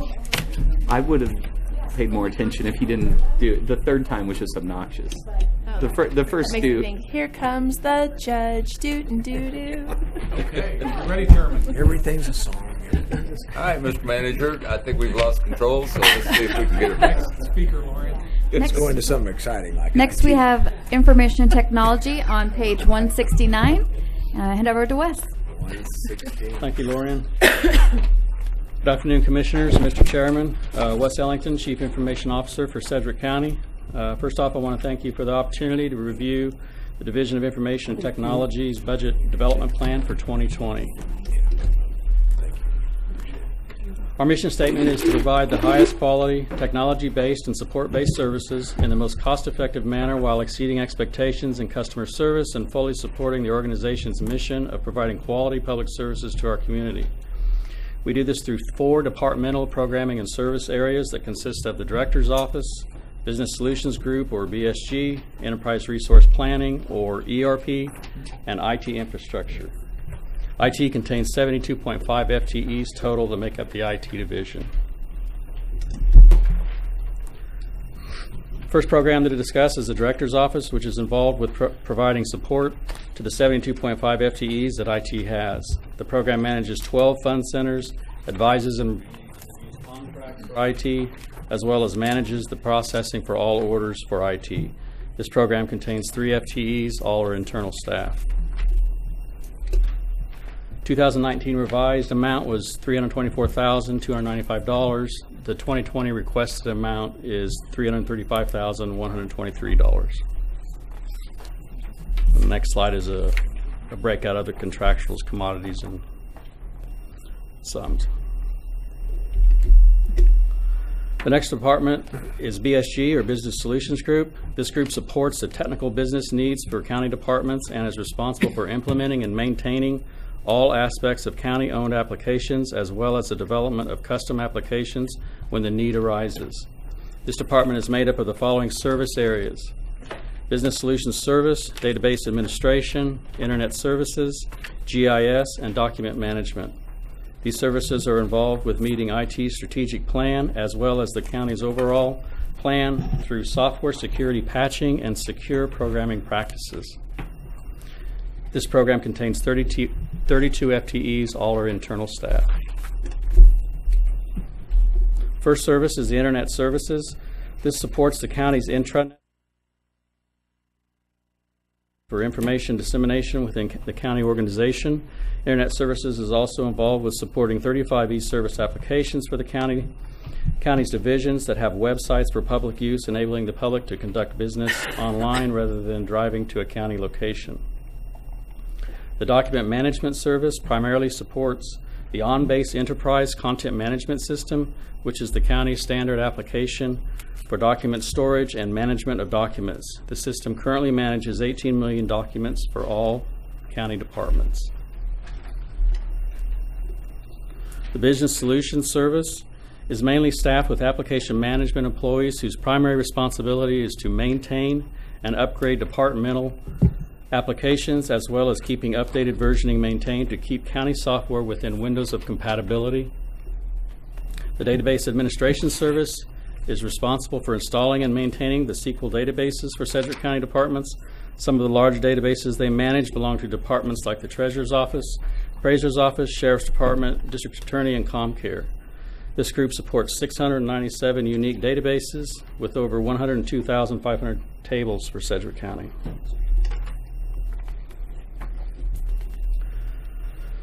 The next service is GIS, which provides mapping and analysis services to county staff and the citizens of Sedgwick County. This program uses layered information as a base to accurately register and compile geographic features to aerial photos. This program manages 222,708 parcels and receives an average of 487 website visits a day.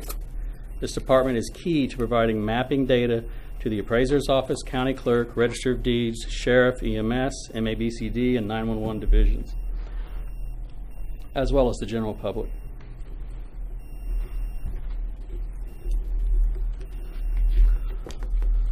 The 2019 revised budget was just over $4 million. 2020 requested is $3.7 million. And the next slide shows the breakout of the personnel, contractuals, and commodities amounts.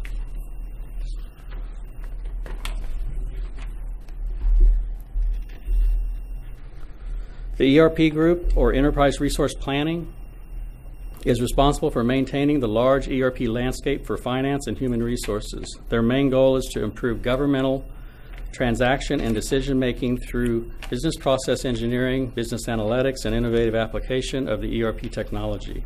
This program contains 12 FTEs, all are internal staff. This ERP service is key to ensuring the large landscape of applications is patched and upgraded to keep the system supported and within the windows of compatibility with other interfacing systems.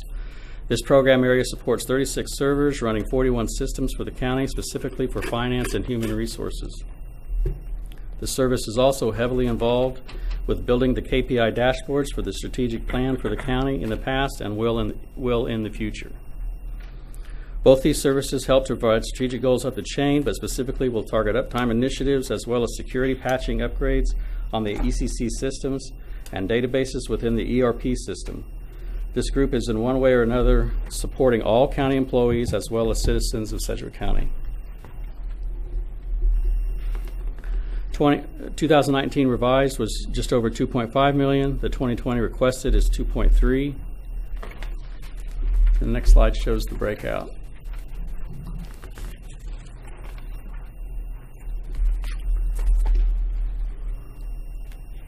The last program area is the IT infrastructure group. This group is responsible for installing and maintaining the core IT landscape for Sedgwick County. Service areas within this group are system administration and telecommunications, security and networking, and the help desk.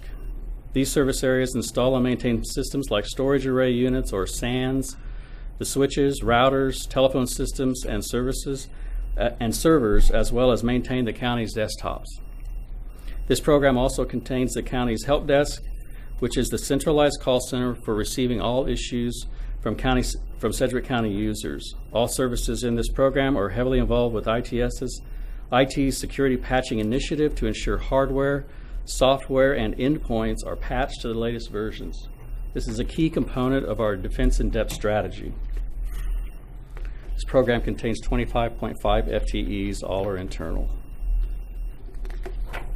First program area is the System Administration and Telecommunications Group.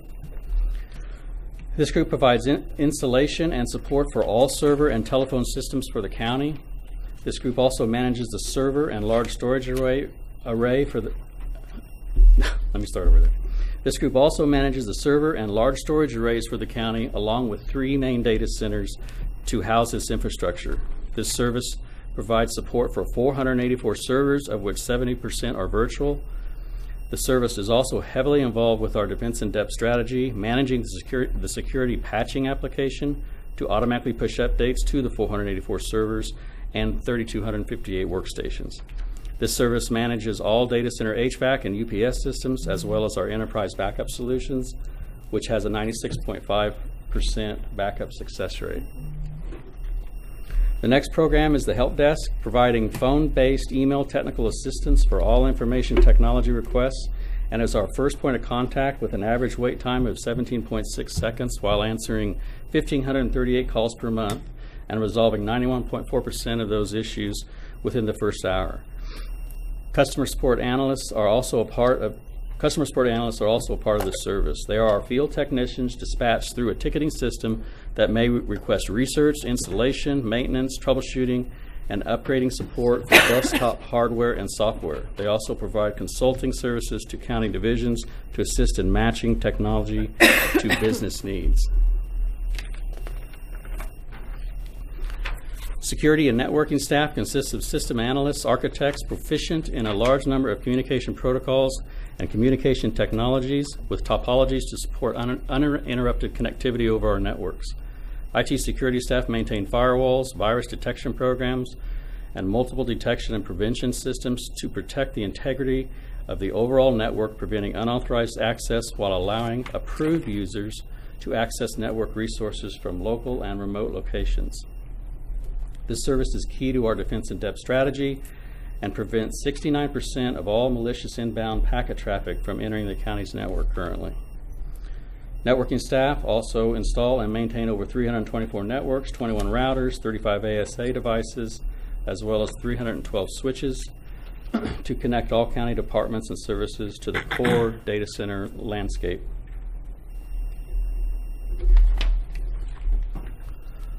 The 2019 revised amount was about $3.8 million. The 2020 requested is $3.6 million. The next slide shows the breakout of the contractuals and commodities.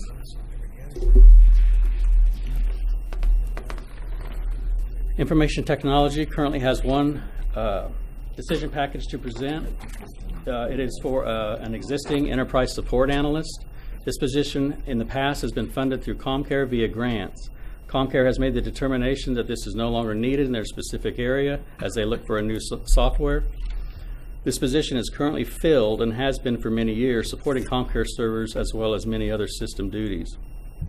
Last year, this position completed 3,988 tickets assignments, averaging 15 completed per day. Duties include phone, ticketing, system administration, terminal server access, user account setup, Microsoft licensing management, printer, scanner administration, and mobile phone sync management. The request is for $82,595, and it, like I said, it's an existing FTE that's currently staffed. We're just asking for authority to move it over under IT into their personnel budget. From ComCare. From ComCare, correct. And so like the sheriff broke his down by salary and benefits. Right. This is including all of that? That is $54,000 in salary and $28,000 is benefits. Okay. Hey, when are we going to see the information from the Technology Review Board? That's not part of this presentation? No, this presentation is just from an IT perspective. The Technology Review Board will be May 14th at 9 a.m. I'll present that to you all. Commissioner Cruz, on page 179, you can see the breakdown of the salaries and benefits for this position. Thank you. So this is the summary of the decision package requests for information technology. This is the summary of the total budget request for 2020, just over $10 million, for a decrease of 6.2% overall. And I'll stand for any questions. So last year I wanted to know how much we spend on technology. Is it $10,026,210? Is that what it costs for technology in Sedgwick County, or are we there yet? We're not there yet. We're not there yet. We're not there yet. With the Technology Review Board, with what we are seeing right now, Currently, we spend about $10 million within ITSS. We're looking at probably an additional $3 to $4 million on top of that we're pulling in from other areas. So you could probably say we're probably going to end up around 15 million, estimated. Okay. By the time we get to the end of this budget cycle that we're doing, will I know how much we're spending on IT? Should be close. We'll be close. Within a couple minutes. Take it 2 years to do this second year. So, again, this is more of a process question. What? So, I think there are going to be a number of, from the Technology Review Board, a number of positions shifting, potentially, No. budget-wise, departments. No. This is the only position. This is the only one? Yeah. There wasn't one from the sheriff? That's a new position. Okay. That's a new request for a new FTE. Correct. Okay, so I just was wondering why we only had one when I thought there was more than that from No. various departments. I think that we were organizationally going to handle that, and somebody else on TRB can correct me if I'm wrong, but going to kind of keep people in place currently if they exist. And as we add functionality in the future for IT purposes, we will begin to put them under IT and not out in the outside departments. For the onset here, I think we were going to grandfather everybody that's already out there. And also, if I could just piggyback on that one. So we have a number of grant-funded programs right now. And so to the extent that grant programs fund technology, it would never be our intention to move that into the general fund and have the general fund prop that up. Okay. Unless it's something that's necessary for the well-being of our network. So even in the future, to Tom's point, I think we still could see some technology needs spread throughout the organization just based on how they're funded. Okay.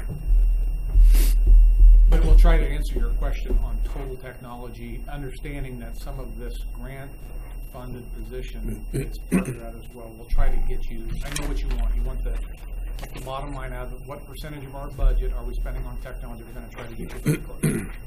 Very good. All right.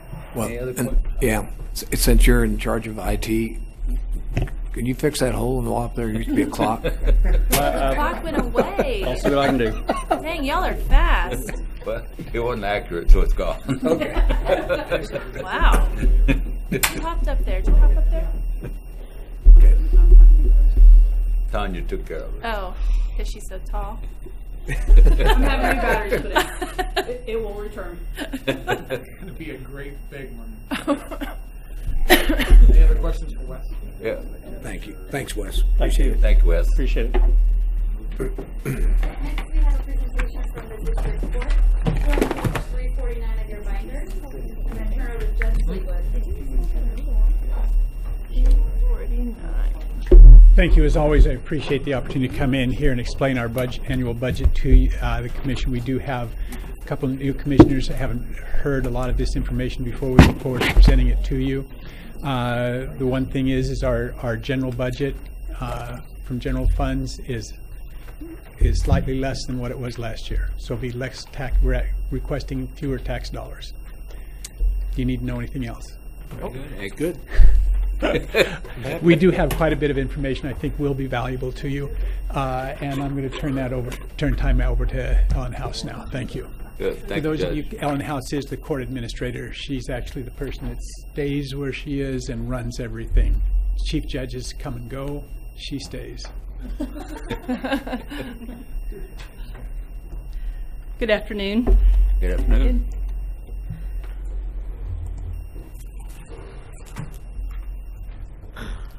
Help.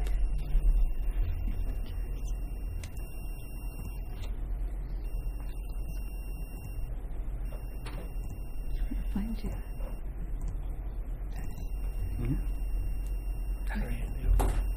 Thank you. Lauren, do we have a handout?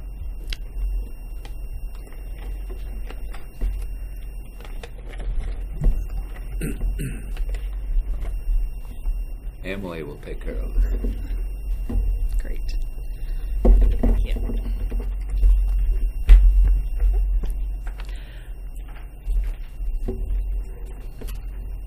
Okay. The mission of the 18th Judicial District is to provide fair and just services in a courteous and timely manner. The 18th Judicial District is comprised solely of Sedgwick County. Kansas is divided into 31 judicial districts, and our district has 28 elected judges, 2 appointed administrative hearing officers, and 1 full-time equivalent judge pro tem. Included in today's presentation is the district court, which is general fund, and under that there's administration, court services, clerk of court, district court information and technology, drug testing, and parenting classes. We also have the court trustee, which is a non-tax fund, and it's broken down into Title 4D and non-Title 4D. And last, we have our ADSAP fund, which is also a non-tax fund. What does that stand for? Alcohol and Drug Safety Action Program. As you know, the district courts are the trial courts in Kansas. They're created by the Kansas Constitution, and we have a number of different types of cases that come before us. We provide the right for a fair trial in criminal, juvenile, and felonies, and then misdemeanor cases. We handle divorce and domestic relations. We handle civil cases, small claims, probate, administration of estates, guardianships, conservatorships. We handle cases that involve care of the mentally ill, child in need of care matters, and protection from abuse, protection from stalking. We issue marriage licenses, and we also formalize adoptions. So you might be thinking, since we are a branch of the government under the judicial branch, and we are state employees, why am I here today asking you for money? Well, that's because per statute KSA 20-348, the state pays for all of the personnel and benefits for the state employees, and then the commissioners are responsible for the operational expenses in the district. Under administration, our budget covers everything that the judges require, the administrative aides, the court reporters, and then the court administrator's staff. These are things like jury fees, which exceed $300,000 a year, and we have about 6,500 jurors that come through our system annually. We pay for interpreter fees for both foreign language and sign language, and we serve over 225 clients every month with interpreter services. We have transcript fees.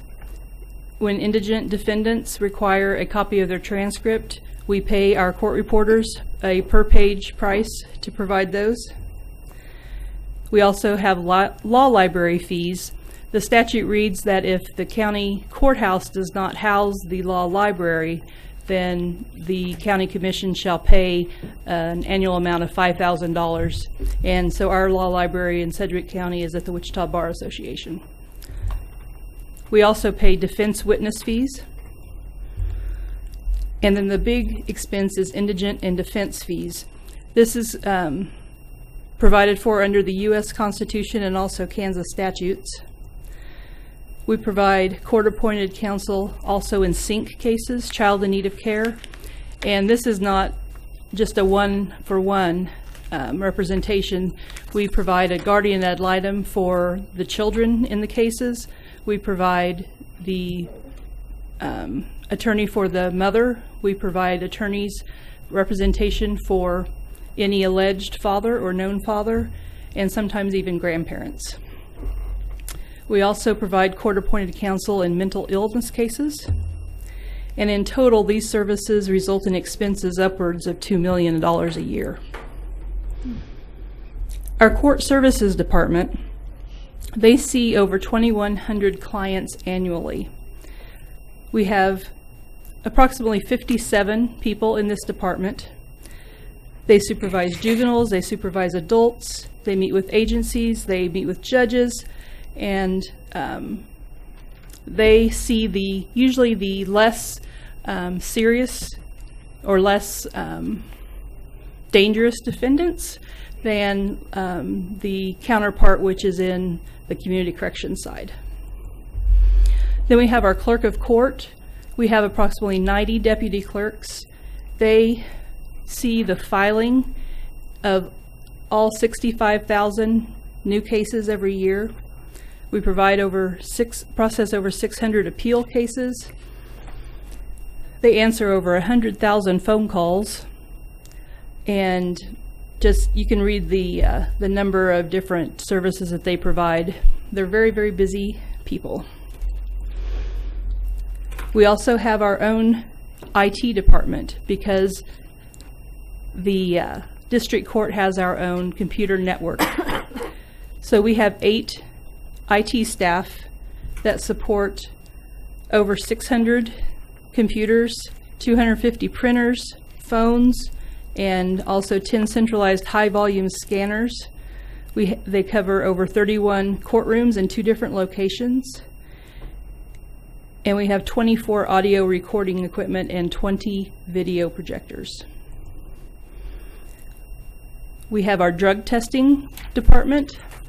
This started out as a small grant back in 1992 and since has grown into a self-funding department. We administer over 7,200 drug tests per year. In most situations, the client is asked to pay between $5 and $20 for the test. We brought in over $100,000 in revenue in 2018. And the reason this department is important is because when a judge is in the courtroom and they feel like the defendant may be using at that moment, that they may be under the influence, or that they have been using, they can order them to go downstairs and have a drug test and get immediate results without having to wait. They can make immediate decisions based on those results. We also have parenting classes. Statute requires that any parent who goes through a divorce with children attend a parenting class, and we do those in-house. Guest speakers, we have judges, attorneys, mediators. We use the book Cooperative Parenting and Divorce, which is endorsed by the Cooperative Parenting Institute, and we have approximately 1,600 parents go through that each year. Next, we move to our court trustee department and the Title 4D contract with DCF.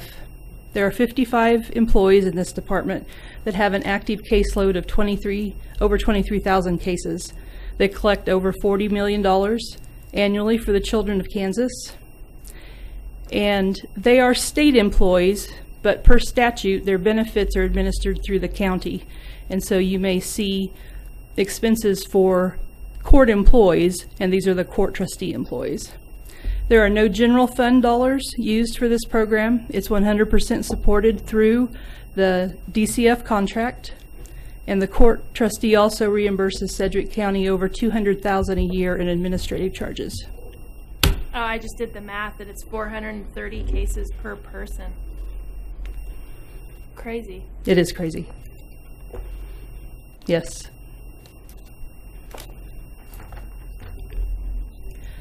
Next is our non-4D court trustee office. We have 12 employees in this office, and they have approximately 6,500 cases, and they collect over $38 million a year. Again, they are state employees whose benefits are administered by the county, and also there are no county general funds used for this program, as it's 100% self-supporting through user fees.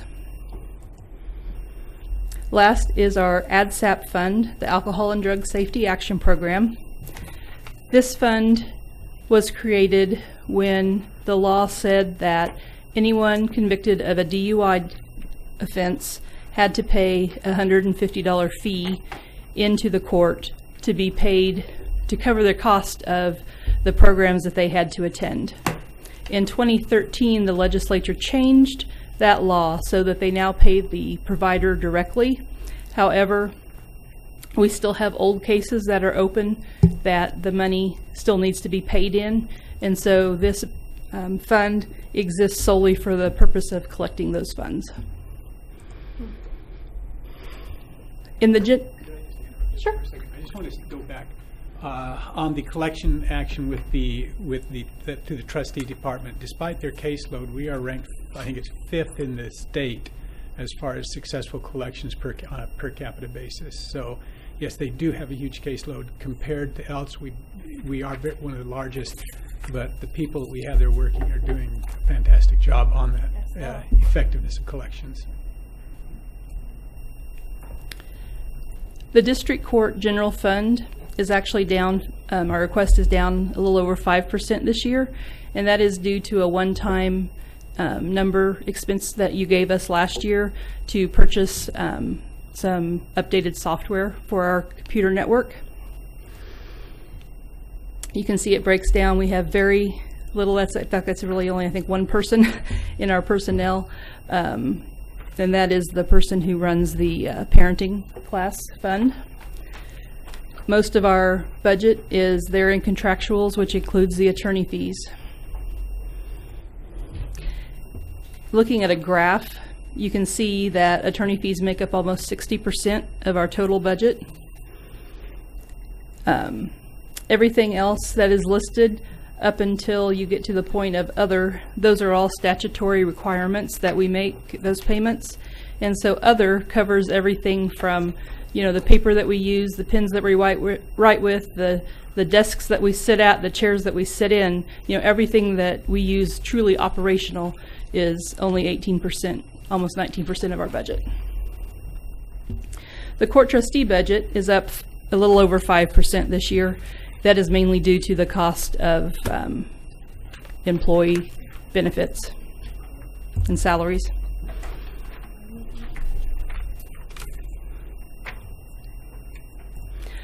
The ADSAP fund remains the same. So overall, when you combine all three areas together, it's an increase of a little over 1.5%. We have 2 decision packages this year. The first is district court technology needs for our new Odyssey system. This is a state Supreme Court mandated new case management system. And the request is a total of $83,950 with no personnel. The first item that makes up that number is replacing 12 district court training center laptops for a total of $12,000. This new system requires a higher processing speed and more robust system than our current system. And so if we are going to be training people in our training center, we need the laptops that they are training on to be a realistic representation of what they will be working on in their office. The second is increased bandwidth for an additional $515 per month. This is needed for the processing speed of the new case management system. The third is the voice over IP phone replacements. We have replaced several, but we still have 50 left, and that's at $300 a piece. Believe it or not, the computers run faster if the phones are the most updated. And so in order to get the most efficiency going and utilize that bandwidth and utilize that processing speed, we need to update our phones. We also need to replace our credit card machines. The credit card machines that we currently accept funds with will not work with the new system. We need Odyssey programming training for our DCIT staff so that they know how to solve some of the day-to-day issues that will arise and be able to write reports within the new system. And then lastly, the new Odyssey system is going to come with its own imaging system for the district court, but our court trustee's office will have to provide their own imaging system. And we are working with county IT right now to see if we can partner together to use OnBase. But if not, we may need to spend as much as $20,000 a year on annual maintenance for a new imaging system. So again, that request is a total of $83,950 with no personnel. Our second decision package is replacing a broken auto Rolodex in our district court records department. This is what the current Rolodex look like. They are huge, huge machines. And as you can see, when you open them up, they have many tubs full of microfiche and microfilm that are supposed to rotate to get to the files and the fish that you need. But when they break, we have to take the tubs out and put them on open shelving. And so that's what we have now, is we have an entire Rolodex full of tubs stored on open shelving and also on desks in the department. This is not good for the microfilm and microfiche because it exposes it to light, it exposes it to dust, and also the various temperatures of the office. So we would like to replace that Rolodex with 3 of these vertical file cabinets that are made specifically for this purpose, and that's a total of $4,500. So together with our technology request, our total decision package request is $88,450. Again, the division summary for the entire 18th Judicial District is a little over $10 million, and it represents a 1.62% increase over 2019. And we'll be happy to answer any questions. Questions? Commissioner Cruz first. Do we have a breakdown of like what each court costs us? Like, what does a drug court cost? Cost you? Yeah, like, Ran by Community Corrections, right? or maybe I'm not asking the right. What question should I ask? That would be through community corrections. Most of the cost of drug court is cycled through community corrections. The cost of the judge and the judge's staff and that remain the same regardless. What we've done is we've taken a judge out of the trial rotation and placed him to run the drug court. Okay. So it would be part of their budget, and I could Okay. not quote from that right now. Can you guys help me understand that? We can, and actually you'll hear more about that because it's spread throughout at least 3 different departmental budgets. Okay. But what we can do is maybe for your hearings tomorrow, we can have that information aggregated and maybe open the hearings with that information if that's okay. And then that's the only specialty court we have? Or what's the other? You're shaking your head no, you're shaking your head yes. Mental health court. Right. Mental health court. Okay, so, and that, Similar. Most of those costs, as the judge mentioned, there's a judge that's been pulled out of the regular judge rotation and works with but most of the staff are going to be in the ComCare budget. The mental health court is actually run in conjunction with the city judge, isn't it? There's a municipal drug court that we do as well. okay. But most of those costs are going to be in the ComCare budget. Drug court is split between ComCare Corrections and I guess what I'm getting after is, if we didn't have these courts, what would be the cost to our community? What would be the cost to, we have these specialty courts for a reason, because as you were explaining to me, these specialty courts allow you to do different things with the people. And so I guess I just need to understand that a little bit better. So I know that's for a different conversation, but. Right. So. The drug court exists out of an effort to try and treat people who are their primary criminal activity is drug use. Mm-hmm. We do know that drug use does lead to probably other crimes involved, thefts and forgeries and things like that. But they're usually nonviolent type crimes, and we're trying the drug court is an effort to deal with the underlying drug issue. If we can get that in control and teach these people some cognitive behavioral issues, then the other crime problems go away. But we're trying to treat it more with emphasizing alternative dispositions for these people, treatments, things like that, rather than incarceration. Okay, thank you. Commissioner Howell. Thank you, Chairman. I guess I understand that you guys have your own IT staff.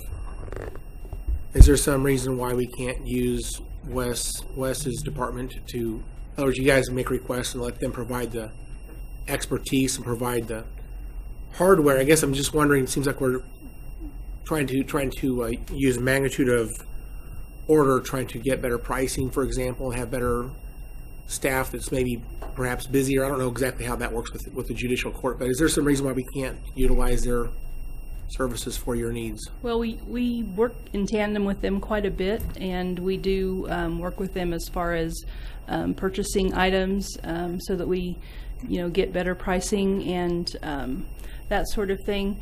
I guess you could kind of look at it as if we didn't have our own staff, you would have to have staff to provide that, and so you're kind of getting bang for your buck because the state's paying for the employees. Okay.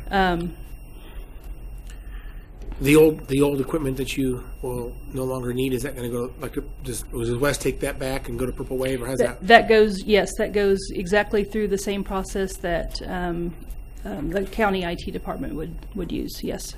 Okay. And I'm just thinking, some of the same things you guys need, the VoIP phones or whatever, I'm sure we do that all the time. But yes. You didn't talk about this, but I'm just curious if you can explain to me the court-appointed special advocate program. Is there money buried in here somewhere for that program? And if so, is there any? No, there's not.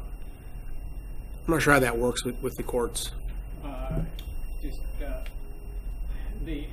That advocate program is we entered into a partnership with several support groups around the community. They went out and they found the money themselves through grants or their own budgets. They provide us those people then to come in. The people provide services at the direction of the court and assist us in the protection order dockets and that. But the money actually for that position actually comes through these community partners rather than through tax dollars. So there's no money from our budget that touches that program. It's a totally separate program. Right. I think there's one staff person in the office, the receptionist. We have a state-paid secretary that covers both one of our departments and then also assists them. Okay, that sounds like a plan. All right, thank you. That's all I have. Thank you, Commissioner O'Donnell. Thank you. Thank you, Ellen, for a great overview. So on some of these budget requests, and I know you're hitting on what the state pays for, what we pay here locally, but with like the credit card machine, for example, so a lot of these are state fees that they're paying, but yet we're paying for the machine. That's correct. What authority do you have? So in the treasurer's office, we were spending more money than we were getting in for credit card fees. What type of a fee do you charge? On top of the amount, I believe it's a 2% convenience fee. Which is similar to what we had, but we raised that to what, Lindsay, 2.5? It depends on whether you're using a credit card or a debit card. A debit card, we're absorbing that now because it was like less than 20 cents, right? Right, although we take it for all types of payments now, and actually I think on debit cards we do charge a slightly higher rate, about 2.2%, and then I think we pay about 1.75. And actually, Rick, can you?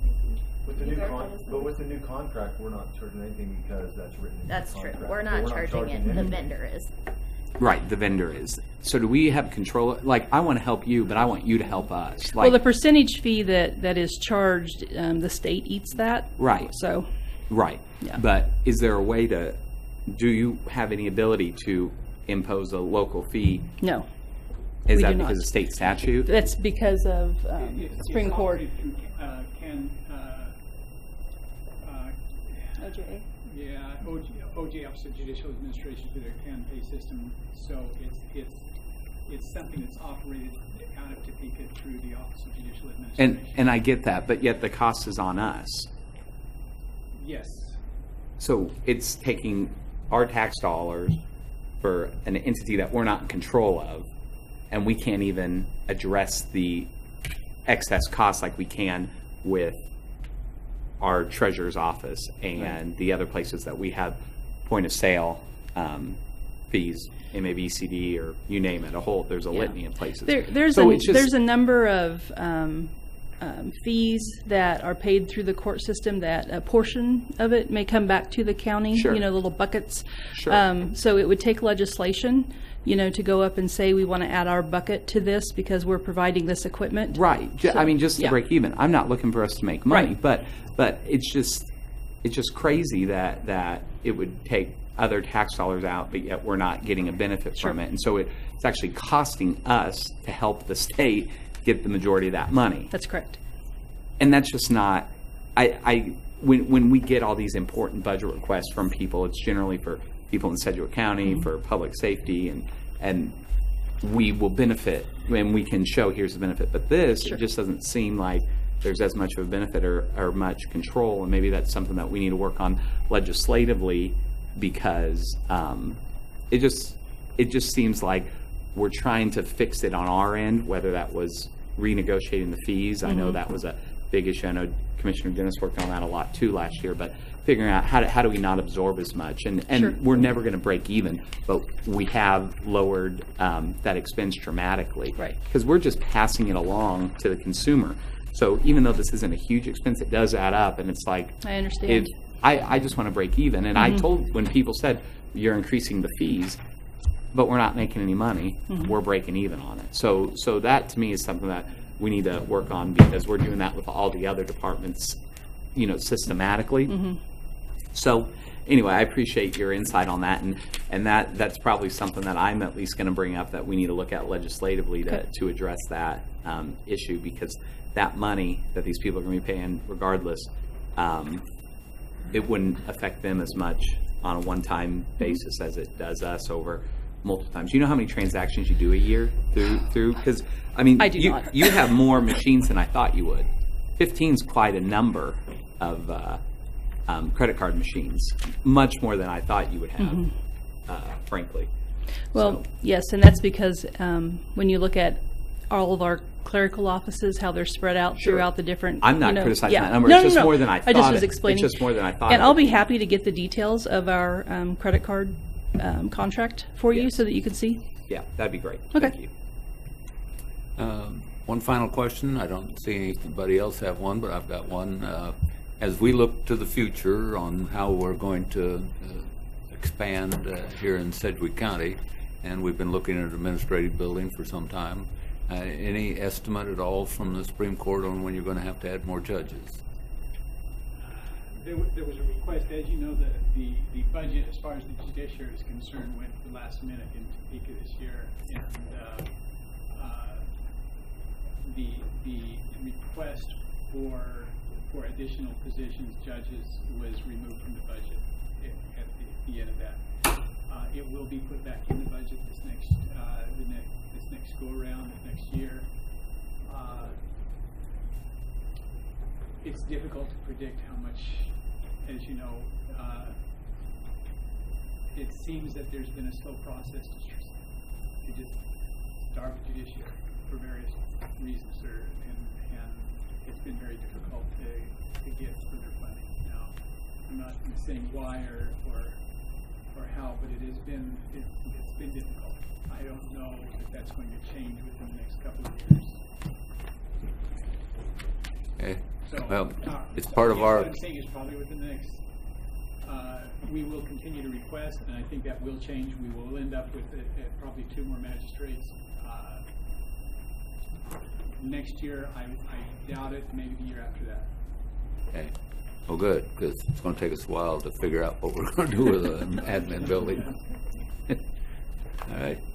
Thank I you. don't see any other questions at all. We appreciate you very much for you coming down and talking with us today. Thank you. Thank you, Judge. We have one more presentation for today, the Division of Human Resources. We have page 57 of your binder, and we'll turn it over to Sheena. 57. Like, we fixed that difference. And it wasn't comfortable. But we did it. We can ask for the legislature to do something next year. Well, that's crazy. They don't even know how much it costs. It could cost us a lot of money. It probably does. We fixed it. Morning. Good afternoon, Sheena. Good afternoon. I noticed I'm past my time slot, so I can jump right to the end if you want. Nice try. Nice try, right? You ready? I think we're ready. Okay. I'm Sheena Schmetz, the Director of Human Resources. Just want to give a brief presentation on what our division does. Roughly, we account for 8.9% of the budget, which is approximately $39 million. But I'm not going to talk about $39 million today. I'm going to talk roughly about $1.3 million, which is what our division and the personnel encompass. Our mission is to guide a positive Sedgwick County employee experience through compensation, benefits, work environment, and employee development to help employees deliver quality public services. The areas that I will address this afternoon are Human Resources Administration, Compensation and Classification, Work Environment, Workforce Development, Employee Development, and briefly just mention benefits. We do have some employees that are paid out of the benefit fund, and really that's all I'm going to talk about as far as benefits go. There's a breakdown of our employees, and I would like to acknowledge that we have some of our HR managers in the back here. Our Compensation and Classification Department provides advice to divisions and departments regarding position classifications, advice on pay structure analysis, and classification analysis. And this department within our division is really working hard on creating a 5-year pay structure plan, and that was done on part of the consulting services that we had done for the position analysis. That department, you can see the numbers there. I do want to point out the contractual services there. You noticed in the 2019 revised, it is $53,200. We are requesting in 2020 just $200 for a very hefty reduction, but that was due to the Gallagher compensation study that was done in 2019.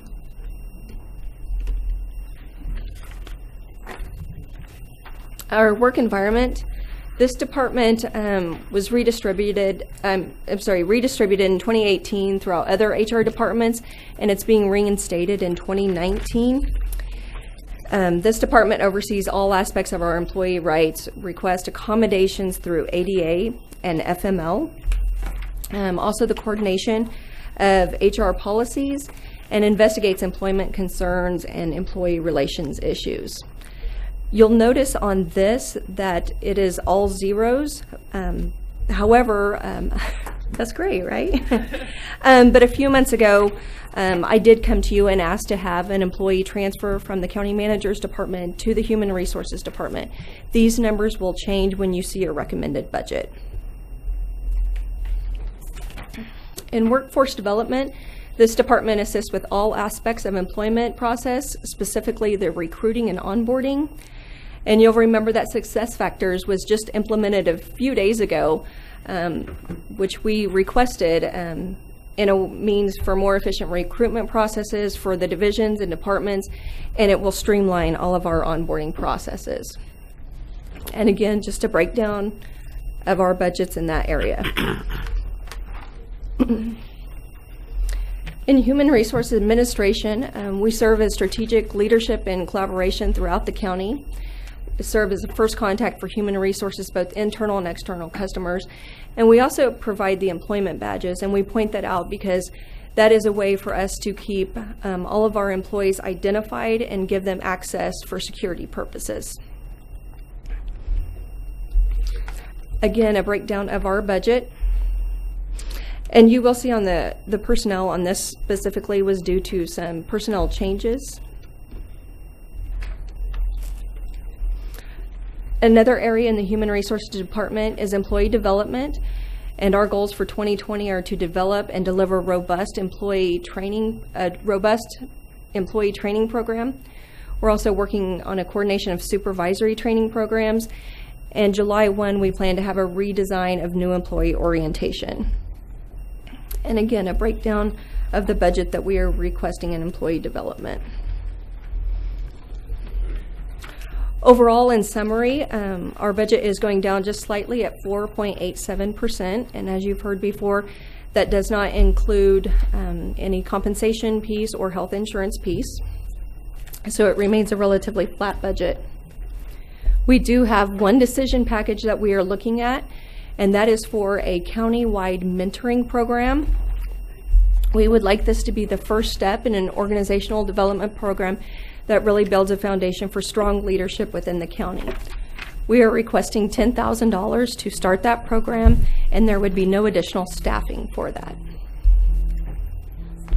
Again, just $10,000 for our one and only decision package and an overall summary of our request.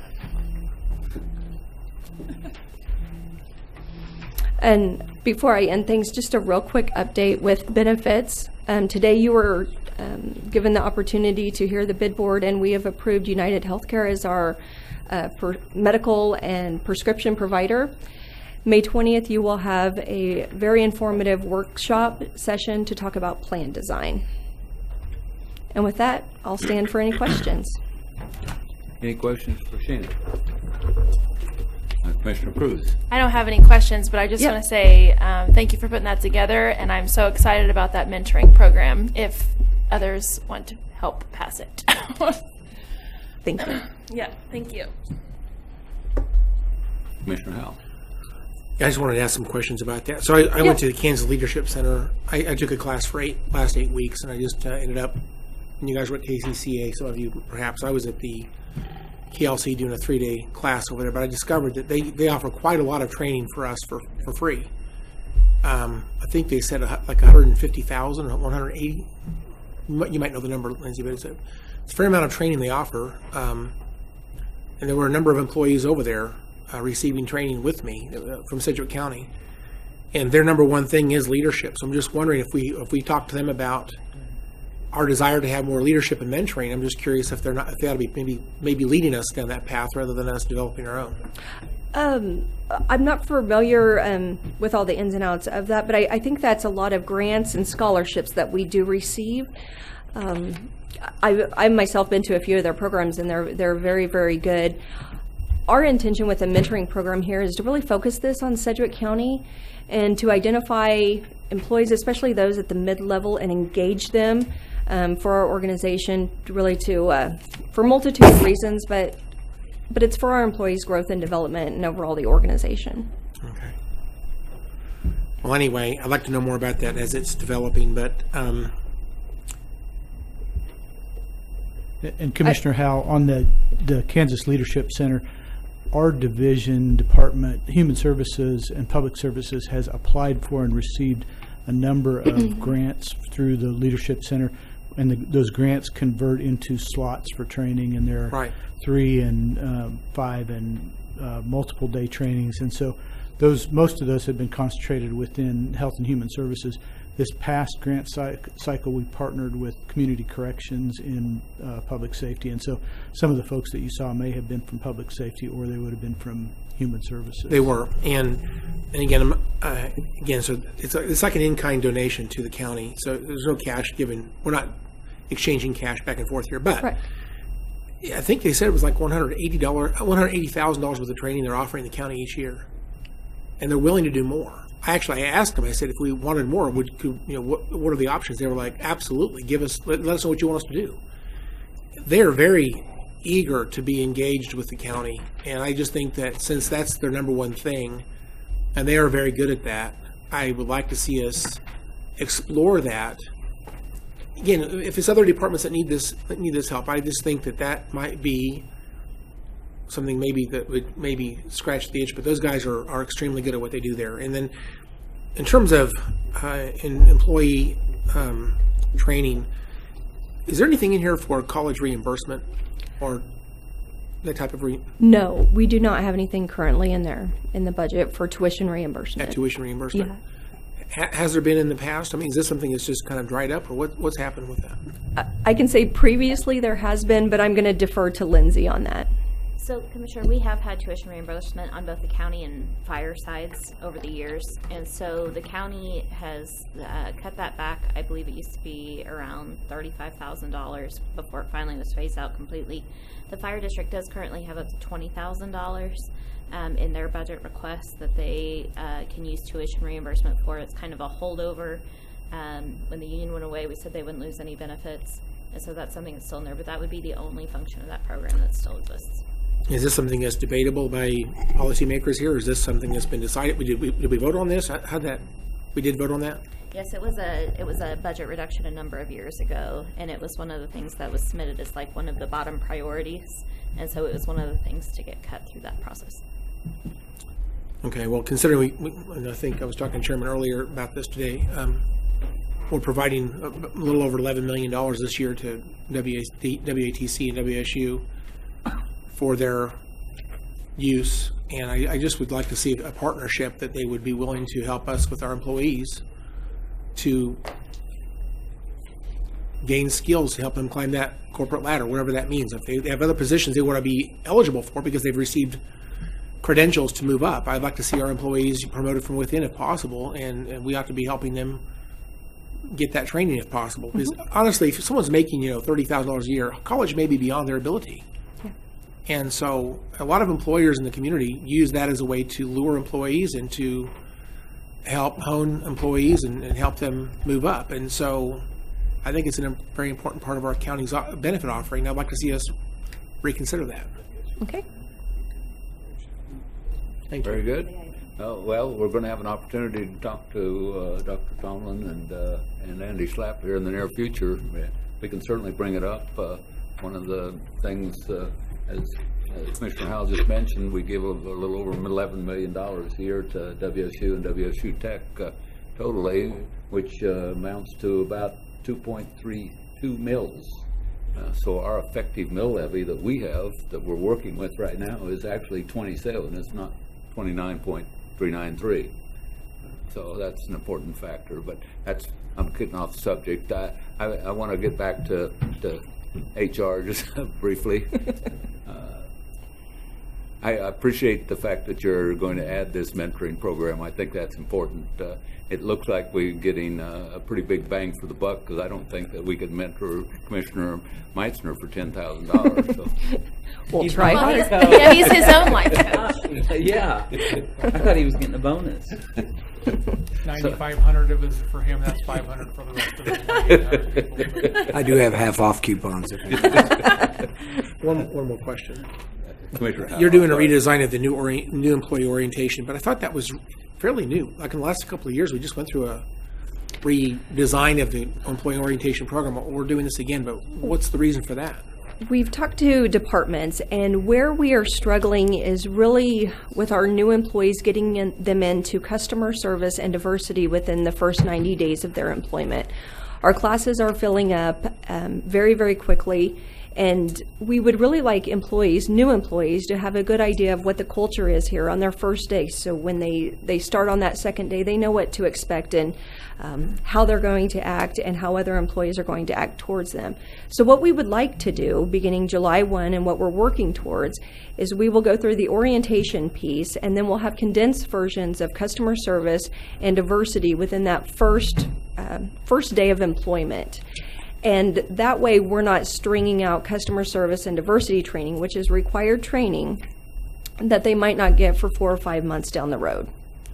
We will still offer full-day classes of diversity and half-day classes of customer service as they are now, if employees would like to go more in depth into those subjects. But that first day in orientation, they will get a good idea of what to expect from the county. And partially we're able to do that because of success factors, and they will be getting access to those new hire videos on the new employee portal as part of success factors. All right, well, thank you for the answer.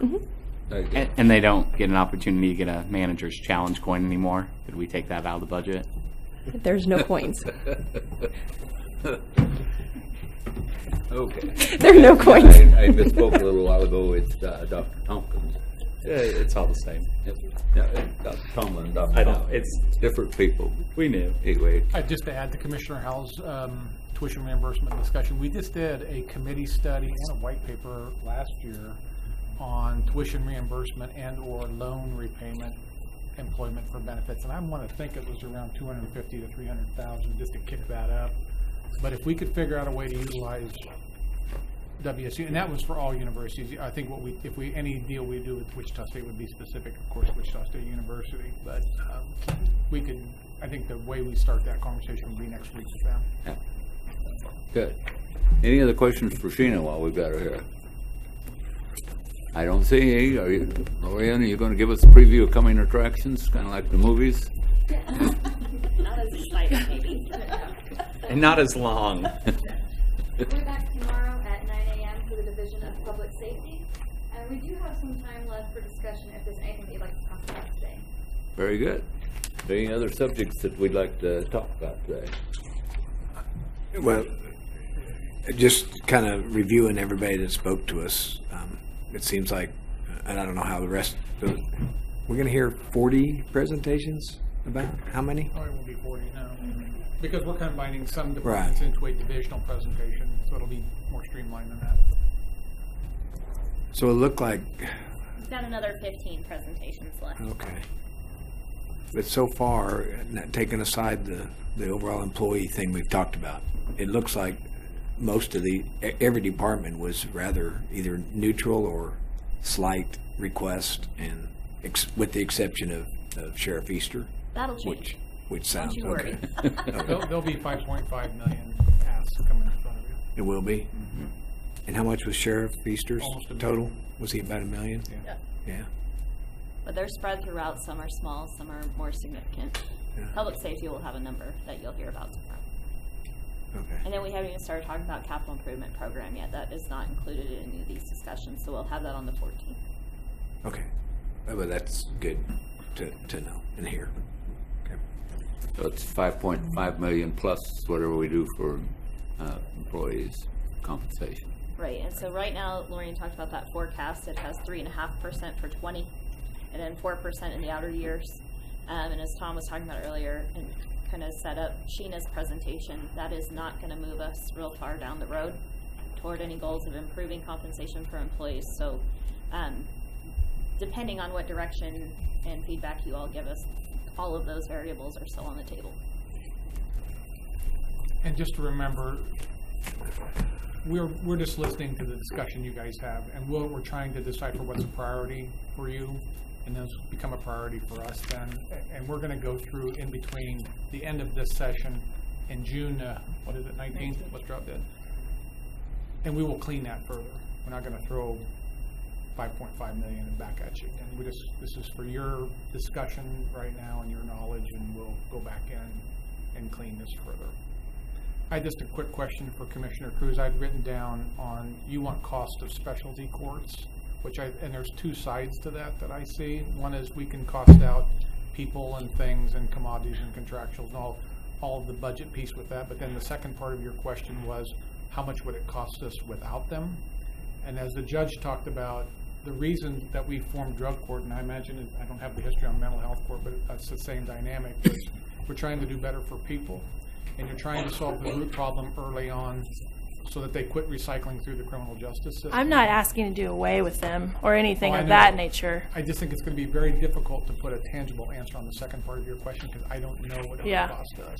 Well, the main reason why I ask about that is because I want to show how much specialty courts save us, and if we're able to implement, say, a veterans court, like what Johnson County is doing, I think that that's kind of something to look at. If we can have those specialty courts that are designed to treat people at their point of need, I would like to do that. I would like to at least explore it in some way, shape, or form. And I'm not sure what, on the drug court, the real proof on savings is if you can stop recidivism, then you can actually calculate that into dollars. So that's the savings of these specialty courts, and we'll try our best to calculate on that. But I know they're good for our system. Anytime you can treat a root problem and not have them recycle through the process, it's cheaper and better for them. Yep, 100% agree. Very good. Any other questions? Yeah. I am curious. When will we talk about benefits? I mean, this is really about funding the HR department and employees. Yeah, May 15th. May 1 week from today at 12:30 p.m. 20th is benefits. 15th is compensation. Oh, I'm sorry. Compensation or benefits, sir? Benefits. Benefits. 20th. When will we talk about the benefits? May 20th will be when we come to you with some plan design options. Sheena will lead that workshop. Medical and prescription benefits. May 20th. And I know this probably should ask this question earlier during the BOCC meeting, but in terms of the county's portion of the state's unfunded liability on capers, is that reflected anywhere in our budget book that we have? That's just on that one chart, really. Just shows that one Right, so it is, because that is carried on, that's the state's responsibility. For the KP&F side, they're funded at the actuarial valuation number, and so we're basically given a year ahead of time what the next 2 years' rates are going to be for fire, for EMS, and for sheriff. Other than that, we just have to rely on the state to set a rate for us on a calendar year to tell us what it's going to be for the CAPERS general side. And the only assurance we have on that is that the statute limits the increase to 1% per year. Other than that, we don't know. And actually, we've had years where our contribution has gone down from the prior year, even though the valuation and everything else says it shouldn't. So thankfully, we just have to plan for it one budget year at a time on our current earnings. Does the employee still, if they're enrolled in CAPERS, do they still put in 6% of their salary, and the employer puts in 8%? For straight up CAPERS, yes. Says For yes. KP&F, that varies. Oh, it does? Yes. Okay. All right. Well, I'm looking forward to the discussion on the 20th. Thank you. Any other questions? When we break up, we got all of our headshots for each of the divisions and deputy county managers. You all have anything that you saw today that you want to include? Nothing? You're pretty simple. All right. I guess we'll adjourn. Thank you all. Thanks, everybody. 9. After our 6:45 a.m.